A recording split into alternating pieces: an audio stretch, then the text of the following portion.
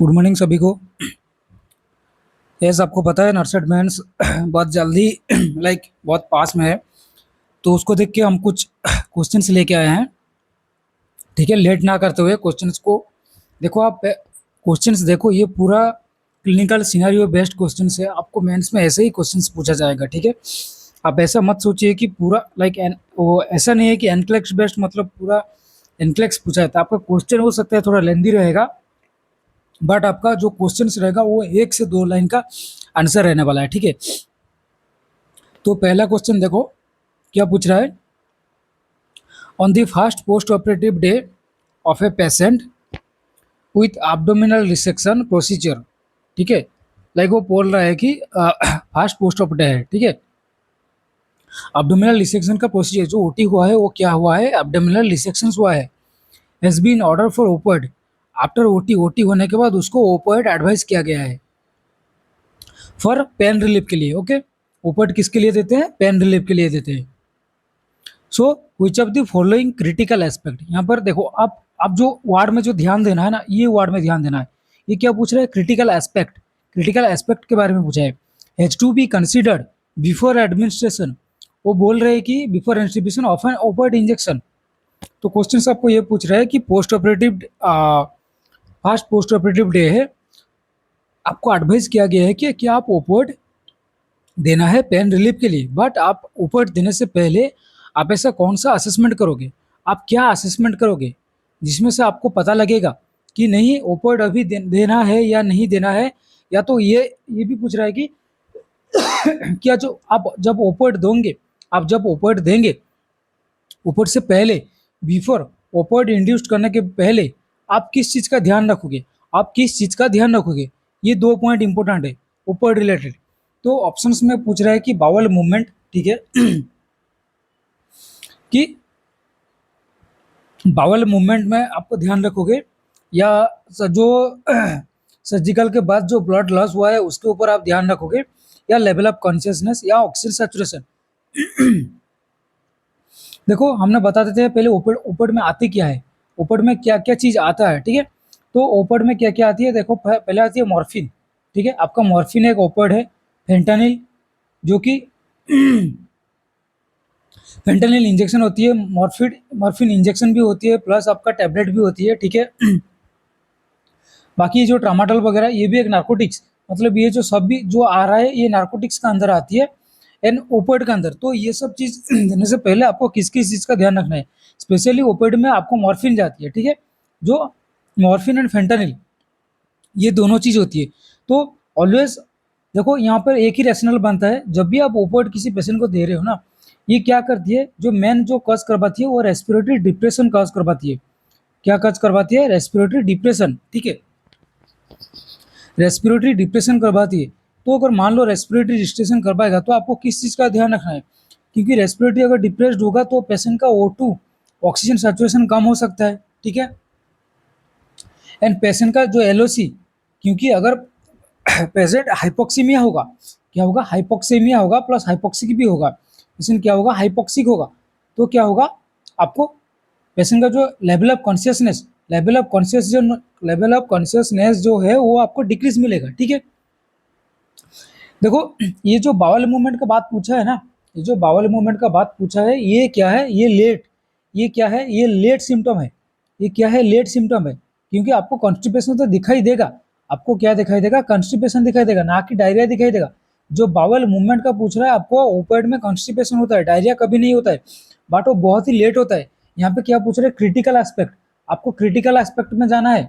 Critical aspect जो कि patient का बहुत ही क्रिटिकल एस्पेक्ट्स मतलब जो बहुत ही इंपॉर्टेंट होती है। देखो बावल मूवमेंट इतना भी इंपॉर्टेंट नहीं है, इंपॉर्टेंट है बट उतना इंपॉर्टेंट नहीं है। Surgical blood loss, post surgical blood loss, opioid से सर्जिकल ब्लड लॉस का कुछ भी लेना देना नहीं होता है। नेक्स्ट जो आ रहा है, हमने आपको ऑलरेडी पहले बताया हुआ है कि देखो जो ऑप्शंस आपको दे रखे होंगे वो चीज़ में या तो देखो आप ऑल्टरनेट मिलेगा या तो सेम मिलेगा, या तो आप ऑल्टरनेट में जाओ या तो सेम में, उन दोनों में से होगा। ऑक्सीजन सैचुरेशन कब होगा, जब आपका रेस्पिरेटरी डिप्रेशन होगा, जब पहले तो लेवल ऑफ कॉन्शियसनेस कम होगा उसके बाद जाके आपका सैचुरेशन डिक्रीज होगा ना। ठीक है, तो आपको क्या देखना है, या जो आंसर जाएगा आपका लेवल ऑफ कॉन्शियसनेस जाएगा, ऐसा आपको क्वेश्चंस पूछा जाएगा, ठीक है। जो आपको क्वेश्चंस पूछा जाएगा वो आपको ऐसे ही पूछा जाएगा, क्योंकि आप, मैंने अभी क्या बताया कि ऑक्सीजन सैचुरेशन कम होगा जब आपका रेस्पिरेटरी डिप्रेशन होने के बाद, तो पेशेंट हाइपोक्सिक होगा। हाइपोक्सिक क्या करेगा, लेवल ऑफ कॉन्शियसनेस डिक्रीज होगा, उसके बाद आपका O2 सैचुरेशन जो डिक्रीज होगा। ऐसे सडनली कभी भी O2 सैचुरेशन डिक्रीज नहीं होता है, ठीक है। अगर O2 सैचुरेशन मान लो डिक्रीज भी हो रहा है, हम उसको पेशेंट को क्या लगा देंगे, ऑक्सीजन लगा देंगे, ठीक है। तो पहले आपको ओपीडी देने से पहले आपको क्या देखना है, लेवल ऑफ कॉन्शियसनेस तो देखना है, बट उसके पहले आपको रेस्पिरेटरी रेट जो है, जो आपका रेस्पिरेटरी रेट जो है वो काउंट करना है, ठीक है। रेस्पिरेटरी रेट क्या करना है, काउंट करना है। अगर मान लो लेस देन, मान लो नहीं, लेस देन 12 होने से आपको क्या करना है, होल्ड करना है। लेस देन 12 करने से आपको होल्ड करना है, किसी को भी पूछने का जरूरत नहीं है। आप डायरेक्ट मेडिसिन को होल्ड करो, आफ्टर दैट आपका फिजिशियन या जो डॉक्टर है ऑन ड्यूटी में उनको इन्फॉर्म करो कि सर ऐसा ऐसा बात है, ठीक है। बट आपको मेन चीज क्या है, लेवल ऑफ कॉन्शियसनेस का ध्यान रखना है, ठीक है। होप ये क्वेश्चंस में वो ये जो क्वेश्चंस रिलेटेड वो रिलेटेड आपको क्लियर हो गया होगा, ठीक है। ऐसे ही आपको क्वेश्चंस पूछा जाएगा, ठीक है। तो प्लीज चैनल को लाइक करो, आपका दोस्तों में, आपका जो भी फ्रेंड सर्किल है, जो भी एग्जाम दे रहे हैं, आप उनसे शेयर करो। ये जो हम क्लास लेके आए हैं वो धीरे धीरे और भी इम्प्रूवमेंट होने वाला है, ठीक है, आप सभी के लिए, क्योंकि और कुछ ही दिन बचा हुआ है, 12-13 दिन के आसपास बचा हुआ है, ठीक है, मतलब मेंस के एग्जाम के लिए। उसके बाद आपका ESI है, SGPG है, और ये जो क्लास रह रहा है और सब फ्री के लिए, फ्री रह रहा है, ठीक है। नेक्स्ट क्वेश्चन देखिए, क्वेश्चन क्या पूछ रहा है कि ये पेशेंट विथ पोटेक्स ट्रैकेस्टोमी, पेशेंट को ट्रैकेस्टोमी है, लाइक पोटेक्स, ये ब्रांड का है, लाइक क्या होता है, पोटेक्स होता है, कुछ लॉक होता है, लॉक वाला होता है, अनलॉक वाला होता है, सिंगल लुमेन होता है, डबल लुमेन होता है, ठीक है। कुछ कुछ आपने देखा होगा, अगर देखा भी नहीं है, मेरा एक्सपीरियंस है, मैं खुद क्लिनिकल बेस्ड में हूँ, लाइक हमने ऑलरेडी जॉब कर रखी है, ठीक है। तो जो कुछ ट्रैकेस्टोमी ट्यूब ऐसा भी है जिसमें से पेशेंट बात भी कर सकता है, ठीक है, जिसको हम बोलते हैं फेनिस्टेटेड ट्यूब, जिसको हम बोलते हैं फेनिस्टेटेड ट्रैकेस्टोमी ट्यूब, ठीक है। फेनिस्टेट सॉरी सॉरी फॉर डिस्टर्बेंस।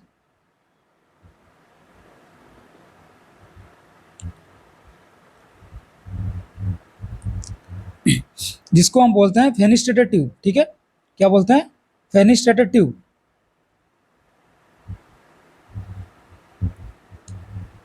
थोड़ा सा 2 मिनट। हाँ ओके, इसको हम क्या बोलते हैं, फेनिस्ट्रेटेड ट्यूब, ठीक है। तो क्वेश्चन बोल रहा है कि पेशेंट को पोटेक्स का ट्रैकेस्टोमी ट्यूब है, वो suddenly like develops sudden complete blockage of the tube. आपका क्या हुआ, जो ट्रैकेस्टोमी ट्यूब था वो सडनली कंप्लीटली ब्लॉकेज हो गया। Which of the following is the best intervention to prevent complication, like वो बोल रहा है आप ऐसा क्या इंटरवेंशन करोगे, like intervention in the sense आप ऐसा क्या एक्शन लोगे, आप ऐसा क्या एक्शन लोगे जिसमें से जो पेशेंट का कॉम्प्लिकेशन तो होगा, क्योंकि अगर ट्यूब ब्लॉकेज हो रहा है तो कॉम्प्लिकेशन चांसेस बहुत ज्यादा है एंड मोस्ट कॉमन है। तो बोल रहा है कि आप ऐसा क्या एक्शन लोगे जिसमें से जो कॉम्प्लिकेशन का रिस्क था, सपोज मान लो 100% का जो रिस्क था वो रिड्यूस्ड हो, लाइक जो प्रिवेंट कॉम्प्लिकेशन प्रिवेंट करेगा, ऐसा नहीं है कि पूरा क्योर हो जाएगा, लाइक कॉम्प्लिकेशन प्रिवेंट करने के लिए आप क्या एक्शन लोगे, ठीक है। ऑप्शन में पूछ रहा है कि आप जो ऑस्कल्टेट, लाइक जो आप जो ब्रीथ साउंड ऑस्कल्ट करोगे, deflate the tracheostomy cuff and supply high flow oxygen.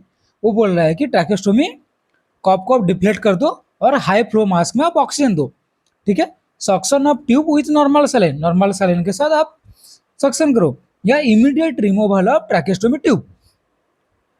क्या बोल रहा है, इमीडिएट रिमूवल ऑफ ट्रैकेस्टोमी ट्यूब। देखो यहाँ पे क्या पूछ रहा है, ट्यूब ऑलरेडी ब्लॉकेज हो गया है, ट्यूब ऑलरेडी ब्लॉकेज हो गया है, तो यहाँ पे कॉम्प्लिकेशन प्रिवेंट करने के लिए आपका एक्शन पूछ रहा है, ठीक है।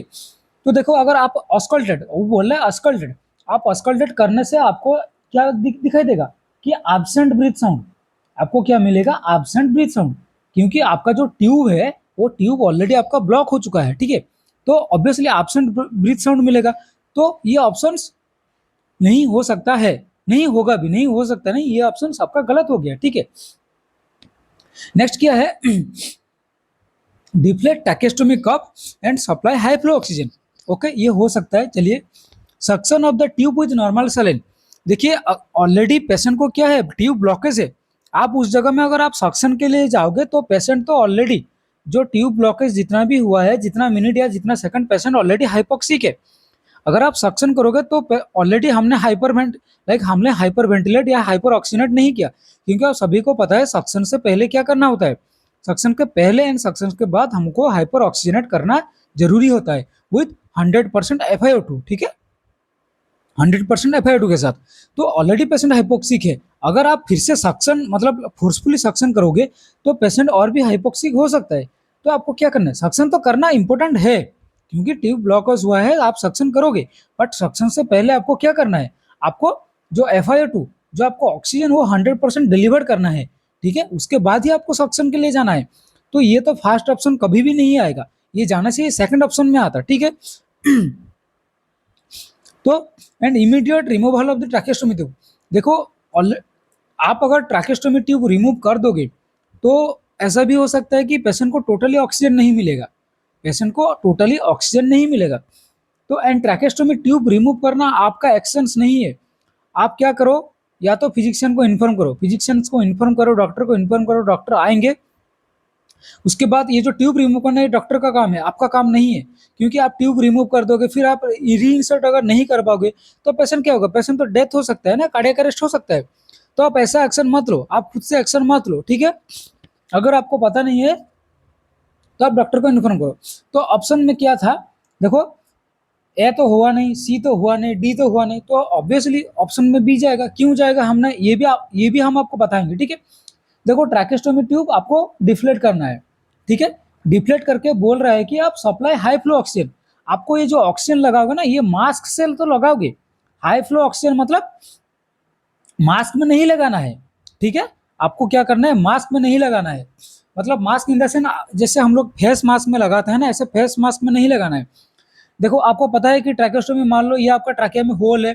ठीक है, यहाँ पर आपका ट्यूब होता है, ये आपका ट्यूब का इन्फ्लेशन पार्ट होता है, जो बैलून होता है। अगर आप उसको डिफ्लेट कर दिए, ठीक है, तो ये जो एयर वे है, ये जो एयर वे है, ट्यूब तो ब्लॉकेज हुआ था, ट्यूब आपका ब्लॉकेज हुआ है, लेकिन ऐसा तो नहीं बोला है ना कि ट्रैकिया ब्लॉकेज हो गया है।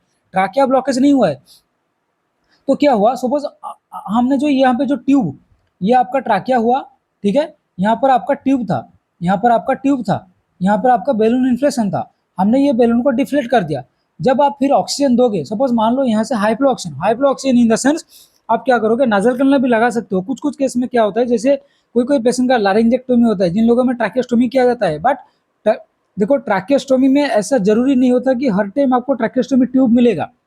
ट्यूब भी नहीं डाला जा सकता है। ठीक है, ट्यूब ना डाल के जो थोड़ा होल रहता है, वो होल को एटलीस्ट 72 आवर्स के बाद क्लोज किया कर जाता है। ठीक है, 72 आवर्स के बाद वो वाला होल को जो क्लोज कर दिया जाता है, उसमें से हम वो नाजल करने से भी दे सकते हैं, बट वो थ्रो आपका ट्रैकेस्टोमी ही होगा। ठीक है, तो या तो आप मास्क, जो जो होल था, जो ट्रैकेस्टोमी का जो होल था, आप उसमें से मास्क दो, या तो एक ऑक्सीजन कैनुला से आप high flow, high flow means high level of oxygen में, हाई O2 में आपको ऑक्सीजन डिलीवरी करना है। ठीक है, तो ये रहा आपका आंसर। ठीक है, अगर मान लो इसमें से आपका प्राइमरी नर्सिंग एक्शन क्या रहेगा, अगर ये क्वेश्चन में आपको पूछे कि प्राइमरी नर्सिंग एक्शन आपका क्या रहेगा, तो अगर प्राइमरी नर्सिंग एक्शन का अगर बात करें तो देखो, यहाँ पर ट्यूब ब्लॉकेज हुआ है, तो obviously respiratory arrest leads to cardiac arrest करवा सकती है। Respiratory arrest leads to cardiac arrest करवा सकती है। ठीक है, करवा सकते नहीं, होता है। ठीक है, हो सकता है। तो फर्स्ट आपको किसको, ठीक है, तो आपको प्रिवेंशन, ये तो आपका हो गया आपका प्राइमरी नर्सिंग एक्शन, जो बेड साइड में क्या करेंगे। ठीक है, उसके अलावा आपको और क्या क्या करना है, आपको जो रिसक्सिटेशन टीम होती है, आपको पता है कि कोड ब्लू का एक टीम होता है, हर जगह कोड ब्लू का टीम होता है। कोड ब्लू अलाउंस अगर अनाउंस हुआ तो आपका वहां पर कौन कौन मेंशन रहते हैं, देखो, आईसीयू का, स्पेशली आईसीयू के नर्सिंग ऑफिसर रहते हैं। Nursing officer in the sense senior nursing officer या तो इंचार्ज जो भी होंगे। ठीक है, वो कोड ब्लू टीम बनाया हुआ जाता है। ठीक है, आपका आईसीयू का एमओ, आईसीयू का डॉक्टर रहेंगे, प्लस एनास्थेसिस्ट रहेंगे, एक टेक्नीशियन रहेगा। ठीक है, तो 6-7 लोगों को लेके एक कोड ब्लू का टीम बनाया हुआ जाता है, ठीक है। तो आप पहले क्या करोगे, जो रिसर्चिटेशन टीम को आप इन्फॉर्म करना है, रिसर्चिटेशन टीम को आपको इन्फॉर्म करना है। देन आपको क्या करना है, पहले पहले क्या करोगे, ये जो रैशनल के हिसाब से हम आपको बता रहे हैं, ठीक है। पहले आप रिसर्चिटेशन टीम को इन्फॉर्म करोगे, उसके बाद क्या करोगे, जो ट्यूब था वो ट्यूब को आप डिफ्लेट करोगे, ट्यूब को क्या करोगे, आप डिफ्लेट करोगे किसका, 10 ml syringe, with the help of 10 ml syringe. आप 10 ml सिरिंज से ट्यूब को डिफ्लेट करोगे। उसके बाद क्या करोगे, अगर पेशेंट का इनर कैनुला होगा, अगर पेशेंट का इनर कैनुला होगा तो आप क्या करोगे, रिमूव इनर कैनुला। आप क्या करोगे, रिमूव इनर कैनुला। ये है पॉइंटेड, मतलब एक के बाद अगर फर्स्ट ऑप्शन आपका नहीं है तो सेकंड ऑप्शन में जाओ, सेकंड में नहीं है तो आप थर्ड में जा सकती हो। ये है चॉइस, आपको चॉइस में क्या क्या जाना है, जैसे इसीलिए हम आपको बता रहे हैं, ठीक है, कि आपका चॉइस कैसा रहेगा, ठीक है। अगर आपको कंफ्यूज हो रहा है कि ये ऑप्शन होगा या ये ऑप्शन होगा, क्योंकि यहाँ पर बोला है इमीडिएट रिमूवल ऑफ ट्रैकेस्टोमी ट्यूब, यहाँ पे ट्रैकेस्टोमी ट्यूब रिमूव करने के लिए बोला है। अगर यहाँ पर मान लो इनर कैनुला रिमूव करने के लिए बोलता, अगर ये ऑप्शन नहीं होता तो हम ये तो हम ये ऑप्शन का तरफ जा सकते थे, ठीक है। तो उसके बाद क्या करना है, आपको रिमूव करने के बाद आपको क्या करना है, अप्लाई ऑक्सीजन, आपको क्या करना है, O2 ऑक्सीजन आपको अप्लाई करना है, ठीक है, ऑक्सीजन आपको अप्लाई करना है। देन आपको क्या करना है, जो लाइक अगर मेडिकल डिसीजन, मतलब अगर फिर फिफ्थ में आपको क्या आएगा, अगर मान लो कि पेशेंट का हाँ ट्रैकेस्टोमी लाइक रिकैनुलेशन, ठीक है। एक बात बता दो, ये जो एक बात बता दो, ट्रैकेस्टोमी को इंसर्ट लाइक ट्रैकेस्टोमी करना को हम लोग ट्रैकेस्टोमी बोलते हैं, ठीक है। ट्रैकेस्टोमी किसको बोलेंगे, लाइक प्रोसीजर को ओपन करना, ट्रैकेस्टोमी ट्यूब डालना को हम लोग ट्रैकेस्टोमी बोलेंगे। बट जो डी कैनुलेशन होती है, जो डी कैनुलेशन होती है, ऐसा आप ये मत सोचिएगा कि D cannulation in the sense removal of जो वेनफ्लम होता है, जो जिसको हम बोलते हैं कि कैनुला, वो कैनुला नहीं होता है। D cannulation in the sense जो ट्रैकेस्टोमी ट्यूब होती है, ट्रैकेस्टोमी ट्यूब को रिमूव करना डी कैनुलेशन बोलते हैं।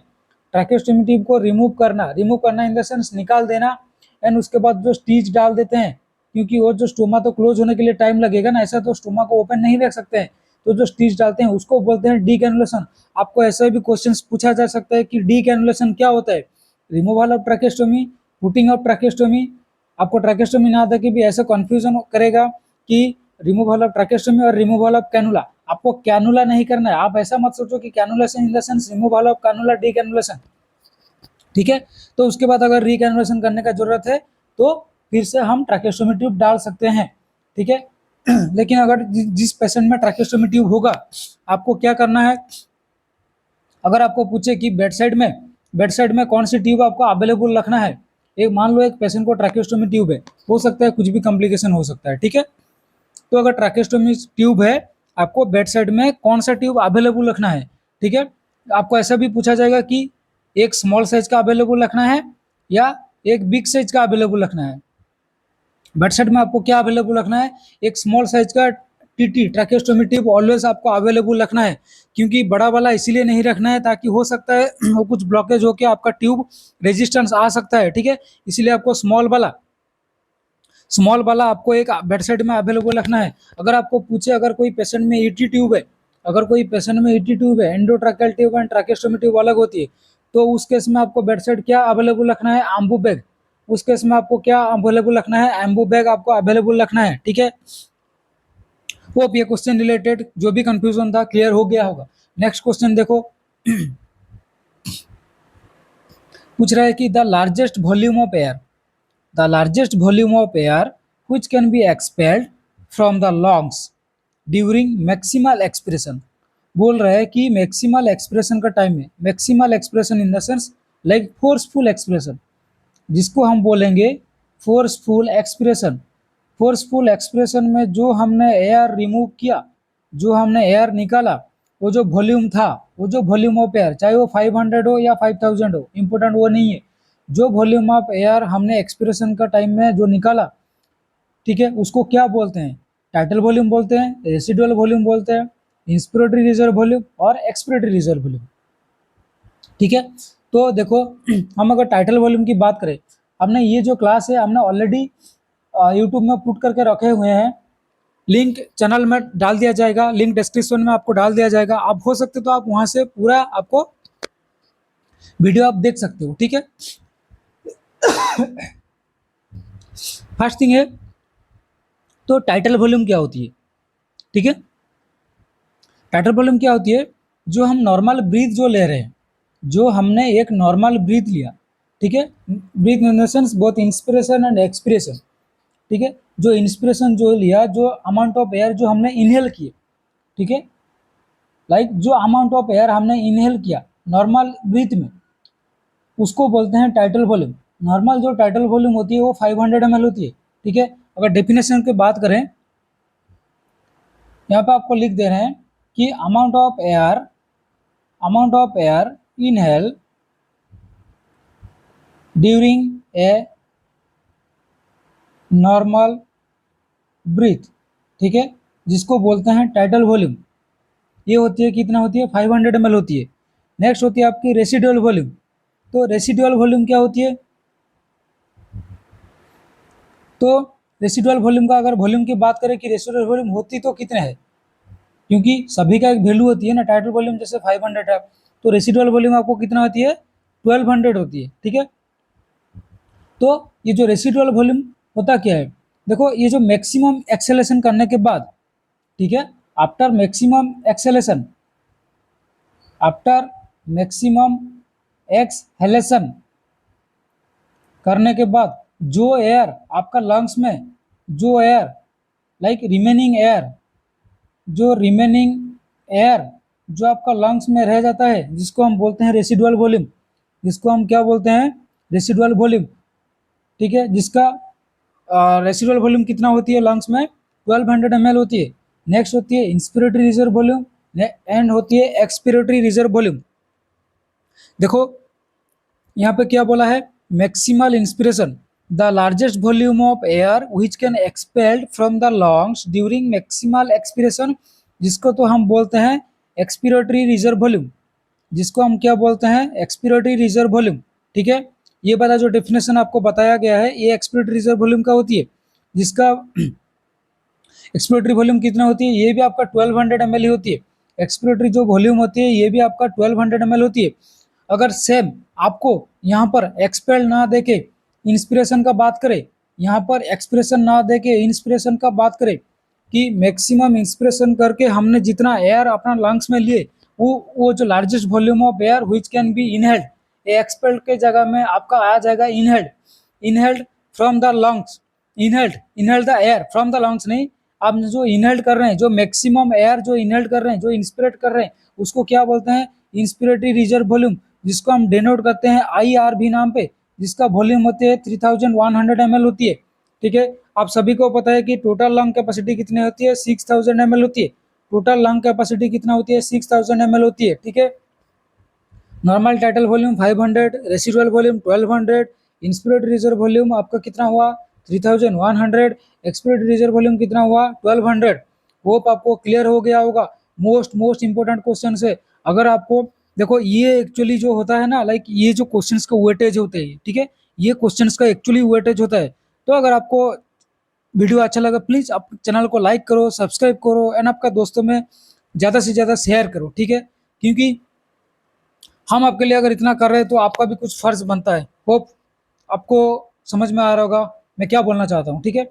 नेक्स्ट क्वेश्चन देखिए, which of the following artificial ventilation, sorry ventilation नहीं, ये वेंटिलेशन है, टाइपिंग मिस्टेक है। Which of the following artificial ventilation mode, अच्छा ये वेंटिलेशन मोड के बारे में पूछे, इज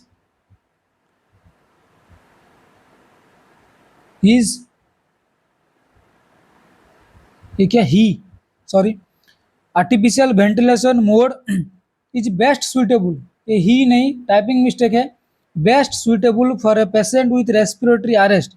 बोल रहा है कि एक पेशेंट को रेस्पिरेटरी अगर अरेस्ट है, अगर नहीं रेस्पिरेटरी अरेस्ट है, तो उस केस में कौन सा artificial ventilation mode best suitable रहता है। बोल रहे हैं रेस्पिरेटरी अरेस्ट है। देखो वेंटिलेशन मोड में आपका कंटिन्यूस पॉजिटिव एयरवे प्रेशर, जिसको हम बोलते हैं सी पाप, जिसको हम बोलते हैं सी पाप, कंटिन्यूस मैंडेटरी वेंटिलेशन जो कि कंट्रोल मोड होती है CMV, assistant ACMV, assistant control mandatory ventilation, ठीक है, असिस्टेंट कंट्रोल मैंडेटरी वेंटिलेशन। और एक होती है non invasive positive pressure ventilation, जिसको हम बोलते हैं, आपको पता होगा बाईपाप, आपने बाईपाप मास्क देखा होगा, बाईपाप सुना सुने होंगे, ठीक है, लाइक जिसको हम बोलते हैं NIV। लाइक इसमें क्या होती है, आपको ट्यूब अंदर देना नहीं पड़ता है, ये सिर्फ एक फोर्सफुल, एक एयर को एक एक फोर्स क्रिएट करके हमने लंग्स को एक्सपांड करते हैं, ठीक है, जिसको बोलते हैं कि non invasive positive pressure ventilation. ये जो CPAP और जो non invasive positive pressure ventilation होती है, जो CPAP होती है वो क्या मैक्सिमम कहाँ यूज करते हैं, जो पेशेंट ईटी ट्यूब में होती है, जो पेशेंट ईटी ट्यूब में होती है, हम लोग विनिंग के लिए, ड्यूरिंग विनिंग का टाइम में हम लोग CPAP यूज करते हैं, ड्यूरिंग विनिंग का टाइम में हम लोग CPAP यूज करते हैं। But non invasive positive pressure ventilation जो कि नॉन इनवासिव है, जो मास्क यूज करते हैं, ठीक है। तो आपको क्वेश्चन यहाँ पर पूछ रहा है कि रेस्पिरेटरी अरेस्ट के लिए आपका कौन सा आर्टिफिशियल जो वेंटिलेशन मोड है वो आपका सबसे बेस्ट रहेगा। देखो यहाँ पर क्या बोल रहा है कि रेस्पिरेटरी अरेस्ट है। देखो रेस्पिरेटरी अरेस्ट मतलब हमको क्या कर रहे हैं, जो भी हम वेंटिलेशन करेंगे, जो हम वेंटिलेशन करेंगे, वो जो वेंटिलेशन वो हमारे कंट्रोल में होना चाहिए, ना कि पेशेंट के कंट्रोल में होना चाहिए, ना कि आर्टिफिशियल लाइक नेचुरल, मतलब आपका नेचुरल एयर के साथ या तो नेचुरल ऑक्सीजन के साथ आपका कंट्रोल में होना चाहिए। हम खुद कंट्रोल करेंगे, हमें चाहिए तो हम FiO2 100% भी दे सकते हैं, हमें चाहिए तो हम FiO2 21% भी दे सकते हैं। अगर आपको ऐसे भी क्वेश्चन पूछा जाएगा कि वेंटिलेटर में मिनिमम आपका FiO2 लेवल कितना होती है, वेंटिलेटर में मिनिमम FiO2 लेवल कभी कितना होती है, आप कभी भी आप 1% मत कीजिएगा, क्योंकि देखिए 0% तो पूछा नहीं गया, आपको 1% भी पूछा जाता है। ये आप सोचोगे कि हाँ अगर 100% तक दे रहे हैं, क्योंकि उनको इंक्रीज भी कर सकते हैं, डिक्रीज भी कर सकते हैं। आपको पता है आप नॉर्मली जो आप नॉर्मल एयर में आप नॉर्मल एयर में जो आप ऑक्सीजन ले रहे हो, उस ऑक्सीजन का FiO2 कितना होता है, अगर ये आपको पूछा जाएगा, आप सभी को पता है कि 21% होता है। जिसको पता नहीं है वो अभी सुन लो, ठीक है। हमने जो नॉर्मल एयर ले रहे हैं, जो नॉर्मल ऑक्सीजन ले रहे हैं डे टू डे लाइफ में, उसका जो ऑक्सीजन का एक्चुअली FiO2, हर ऑक्सीजन को हमने FiO2 में कन्वर्ट कर सकते हैं, ठीक है। 1 लीटर में कितना होगा, 2 लीटर में कितना होगा, 10 लीटर में कितना होगा, 15 लीटर में कितना होगा। अगर 100% है दैट मीन्स वो आपका मिनिमम 15 लीटर चल रहा है, या तो 15 लीटर के अबव चल रहा है, ठीक है। बट ऐसा नहीं है कि अगर मान लो किसी का 100 लीटर चल रहा है तो उसका मतलब 300%, 400%, ऐसा नहीं होता है, ठीक है। आपको मैक्स टू मैक्स 100% होता है। एंड अगर आपको पूछेगा कि वेंटिलेटर का मिनिमम FiO2 रिक्वायरमेंट कितना होता है, तो आपको 21% ही करना है, क्योंकि 21% पूरा रूम एयर होती है। लाइक अगर पेशेंट वेंटिलेटर में तो है, बट अगर 21% में है, तो आपको ये पता होना चाहिए कि पेशेंट विदाउट ऑक्सीजन सपोर्ट में है, पेशेंट विदाउट ऑक्सीजन सपोर्ट में है, एंड हम लोग उसको एक्सट्यूबेट कर सकते हैं, ठीक है, हम लोग उसको एक्सट्यूबेट कर सकते हैं। तो ये जो रेस्पिरेटरी अरेस्ट के लिए आपका बेस्ट जो मोड रहेगा वो क्या रहेगा, देखो CPAP ने हमने ऑलरेडी बताया कि विनिंग के टाइम में ट्राई करते हैं, बट CPAP में होता क्या है, लाइक मशीन का तो इफर्ट रहता है, मशीन अगर 30% एफर्ट दे रहा है प्लस आपका पेशेंट का एफर्ट रहेगा, बट यहाँ पर क्या बोल रहा है कि रेस्पिरेटरी अरेस्ट हो गया है, तो ऑब्वियसली यहाँ पर तो पेशेंट का लाइक इफर्ट ही नहीं रहेगा, तो आपको CPAP कभी नहीं करना है, ठीक है।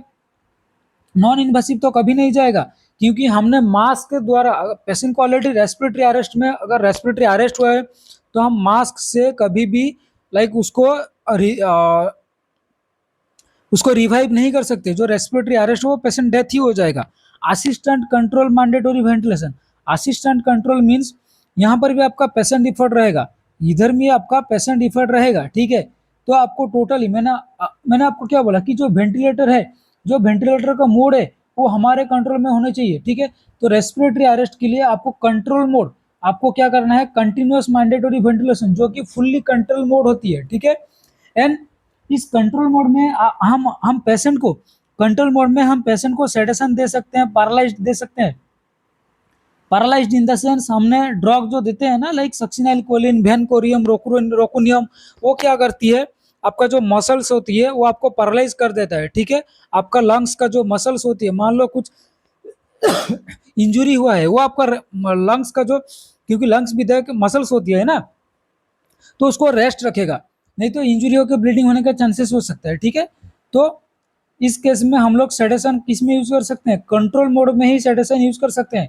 कभी भी सीपाप में कभी भी आपको सेडेशन या तो पैरालाइज नहीं देना है, क्योंकि पेशेंट अरेस्ट हो जाएगा। और ये हम खुद बता रहे हैं, मैं खुद बता रहा हूँ, क्योंकि लाइक मेरा टाइम में एक बार हुआ था ऐसा, हमें पता नहीं चला। ठीक है, तो लाइक मैं जहाँ पर काम करता हूँ, मैं वहाँ पर सीनियर था। ठीक है, तो वो एक स्टाफ ने क्या किया, लाइक उनको मेडिसिन दे दिए थे। ठीक है, और ये रियल बात है, सडनली उनका जो हार्ट रेट है वो 30-35 ऑलमोस्ट ब्राडिकार्डिया हाइपोटेंशन हो गया। सीपाप में था, बट वो क्या क्या सेडेशन दे दिया, लाइक मिडास दे दिया। ठीक है, तो मिडास क्या करता है, वो बहुत ही लाइक बहुत शॉर्ट ड्यूरेशन में आपको बहुत शॉर्ट सेडेशन करवाती है। ठीक है, तो सीपाप में कभी भी आप सेडेशन यूज मत करना, याद रख लो। ठीक है, नेक्स्ट नेक्स्ट क्वेश्चन देखिए,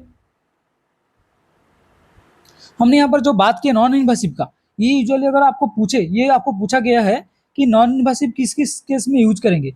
देखो मोस्टली मोस्टली जो सीओपीडी होती है ना, मोस्टली जो सीओपीडी पेशेंट होती है, इन जिन लोगों में आपका जो पीएसीओ टू बढ़ा हुआ रहता है। ठीक है, लाइक हाइपरक्रैप्निक, जिसको हम बोलते हैं हाइपरकैप्निया मीन्स आपका पीसीओ2 बढ़ा हुआ रहता है। ठीक है, पीसीओ2 लेवल का, लाइक कार्बन डाइऑक्साइड लेवल जो बढ़ा हुआ रहता है, वो सब रिमूव करने के लिए अगर कोई पेशेंट में ज़्यादा पीएसीओ2 लेवल है, जो पेशेंट सीओपीडी होती है, उन केस में हम लोग ज़्यादा से ज़्यादा नॉन इन्वेसिव यूज करते हैं। ठीक है, ज़्यादा से ज़्यादा नॉन इन्वेसिव यूज करते हैं।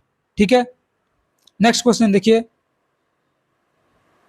क्या क्वेश्चन पूछ रहा है, the cartilage that completely encircle the larynx, ऐसा कौन सा कार्टिलेज है जो आपका लेरिंग्स को पूरा कंप्लीटली कवरिंग करके रखता है, with the narrow part anteriorly and broad part posteriorly, is called. Like आपको बोल रहा है कि ये तो आपका हो गया ट्राकिया। ये ट्राकिया आपको पता है कि ट्राकिया रिंग शेप में होती है, ट्राकिया आपका रिंग शेप में होती है। ठीक है, जो इसका जो ठीक पोस्टीरियर पार्ट में आपको लेरिंग्स दिखाई देता है, ठीक पोस्टीरियर पार्ट में आपको लेरिंग्स मिलेगा। ठीक है, तो जो बोल रहा है, जो लेरिंग्स को जो कवर करके रखता है, जो नेरो पार्ट एक है एंटेरियरली और पोस्टीरियरली, जो एंटेरियरली जो कवर करता है और पोस्टीरियरली जो कवर करता है, उसको क्या बोलते हैं, thyroid cartilage, cricoid cartilage, arytenoid cartilage या एपिग्लोटाइटिस।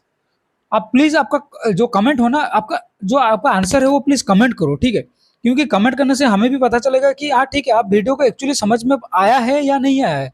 अगर नहीं आया है हम आपको समझा देंगे, बट प्लीज आपका आंसर कमेंट करते रहो।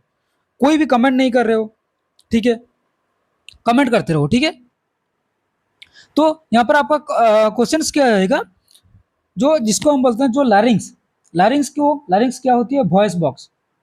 लैरिंग्स क्या बोलती है, जिसको हम वॉइस बॉक्स जिसको बोलते हैं, जो मेरा भी अभी जो वॉइस निकल रहा है वो लैरिंग्स की वजह से निकल रहा है। अगर मान लो हम लैरिंजेक्टोमी कहें, हमने लैरिंजेक्टोमी किए, आपको प्राइमरी नर्सिंग एक्शन पूछा जाएगा कि लैरिंजेक्टोमी में आपका प्राइमरी नर्सिंग एक्शन क्या रहेगा।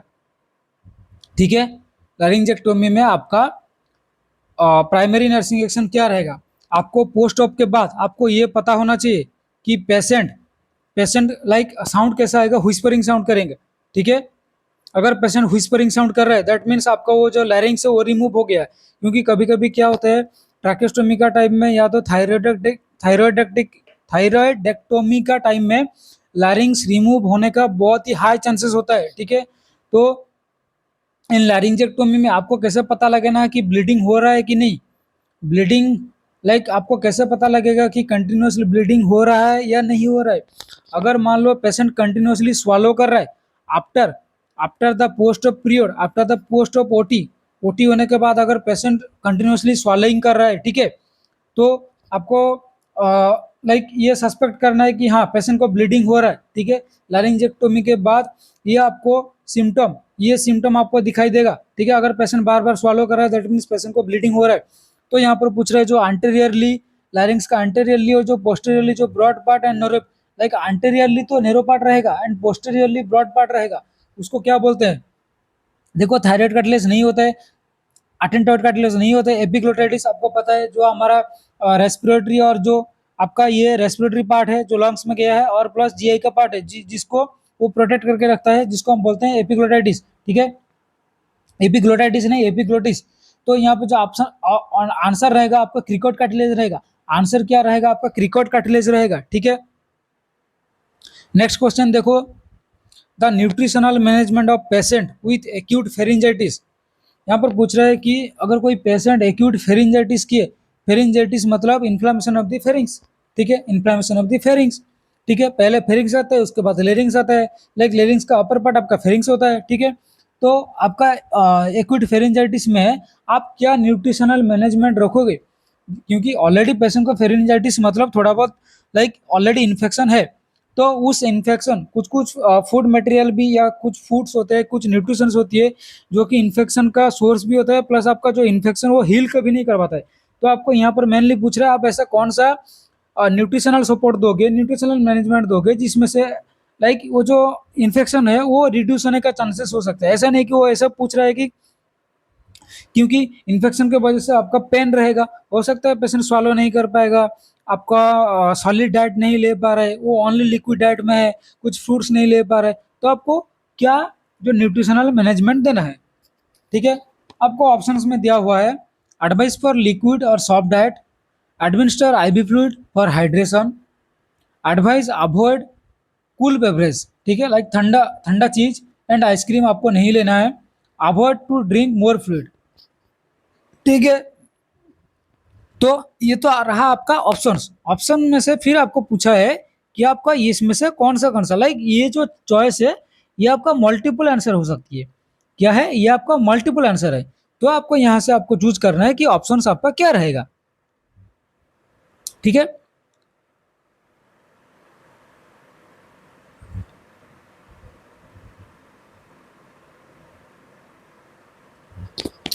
देखो अगर न्यूट्रिशनल मैनेजमेंट की बात करें, न्यूट्रिशनल मैनेजमेंट की बात करें तो आपको क्या क्या पहले देना है उसके बारे में बात करते हैं। देखो, सॉल्ट वाटर, आप पेशेंट को बोल सकते हो कि आप गार्गलिंग करो, सॉल्ट वाटर दे सकते हो। हनी, जो महू होती है, मधु, महू। ठीक है, क्योंकि आपको पता है हनी एक लाइक एंटी इन्फ्लामेटरी एजेंट है, एंटी इन्फ्लामेटरी एजेंट है। ठीक है, आप क्या देख सकते हो, तो सूप वो वार्म वाला देना है, ना कि कोल्ड वाला। वार्म सूप आपको नहीं दे, सॉरी कोल्ड सूप आपको नहीं देना है। यहाँ पे ऑलरेडी बोला है ना कि कोल्ड चीज आपको नहीं देना है, आपको कोल्ड चीज आपको नहीं देना है। ठीक है, नेक्स्ट क्या करोगे? नेक्स्ट आप क्या दे सकते हो? Soft food. अगर मान लो पेशेंट सॉफ्ट फूड भी नहीं ले रहा है तो आप लिक्विड डाइट में जा सकते हो। ठीक है, ये चीज आपको देना है, आप दे सकते हो।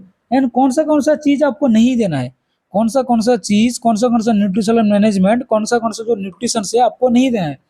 देखो, ड्राई फूड हो गया, फ्राइड फूड हो गया।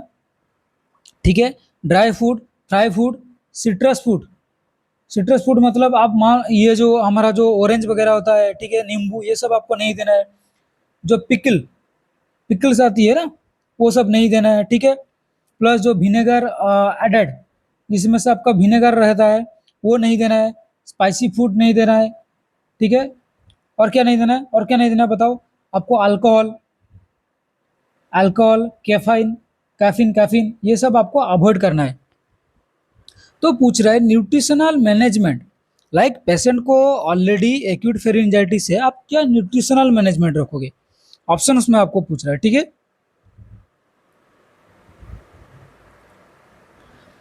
देखो आप क्या करोगे, हमने आपको क्या बताया यहाँ पर। देखो, फेरिंजाइटिस तो हुआ है, बट ऐसा नहीं है कि पेशेंट को पूरा डिहाइड्रेशन है। फेरिंजाइटिस हुआ है बट ऐसा नहीं कि पूरा डिहाइड्रेशन है। कुछ कुछ ऑप्शन है, आपको अगर नहीं आ रहा है तो आप थोड़ा दिमाग लगाओ। देखो यहाँ पर तीन चीज, ए सी डी, तीनों सही, मतलब एक ही डायरेक्शन में बोल रहे हैं कि आप ओरली ये डाइट दो। आईवी फ्लूइड का बात छोड़ दो, आईवी फ्लूइड देने का जरूरत नहीं है, क्योंकि ऐसा नहीं कि पेशेंट को शॉक में चला गया या बीपी लो है या पेशेंट खा नहीं पा रहा है टोटली। क्या बोला? कूल बेवरेज नहीं देना है, वार्म देना है। Advice to drink more fluid, advice to drink more fluid, more fluid आप वार्म दे सकते हो। ठीक है, क्योंकि अगर आप ज़्यादा फ्लूइड लेते हो ना, तो भी ये भी क्या करती है, इन्फेक्शन का जो रिड्यूस, इन्फेक्शन का चांसेस को कम करती है, ठीक है? इन्फेक्शन का चांसेस को कम करती है। तो ये सब चीज़ आपको ध्यान रखना है, क्या चीज़ देना है और क्या नहीं देना है। होप आपको ये क्लियर हो गया होगा। नेक्स्ट क्वेश्चन देखो, प्लीज़ चैनल को लाइक करो एंड सब्सक्राइब करो, ठीक है? नेक्स्ट है, DOTS is a comprehensive strategy to cure TB. हम टीबी क्योर के लिए डॉट्स, डॉट्स का फुल फॉर्म क्या होता है?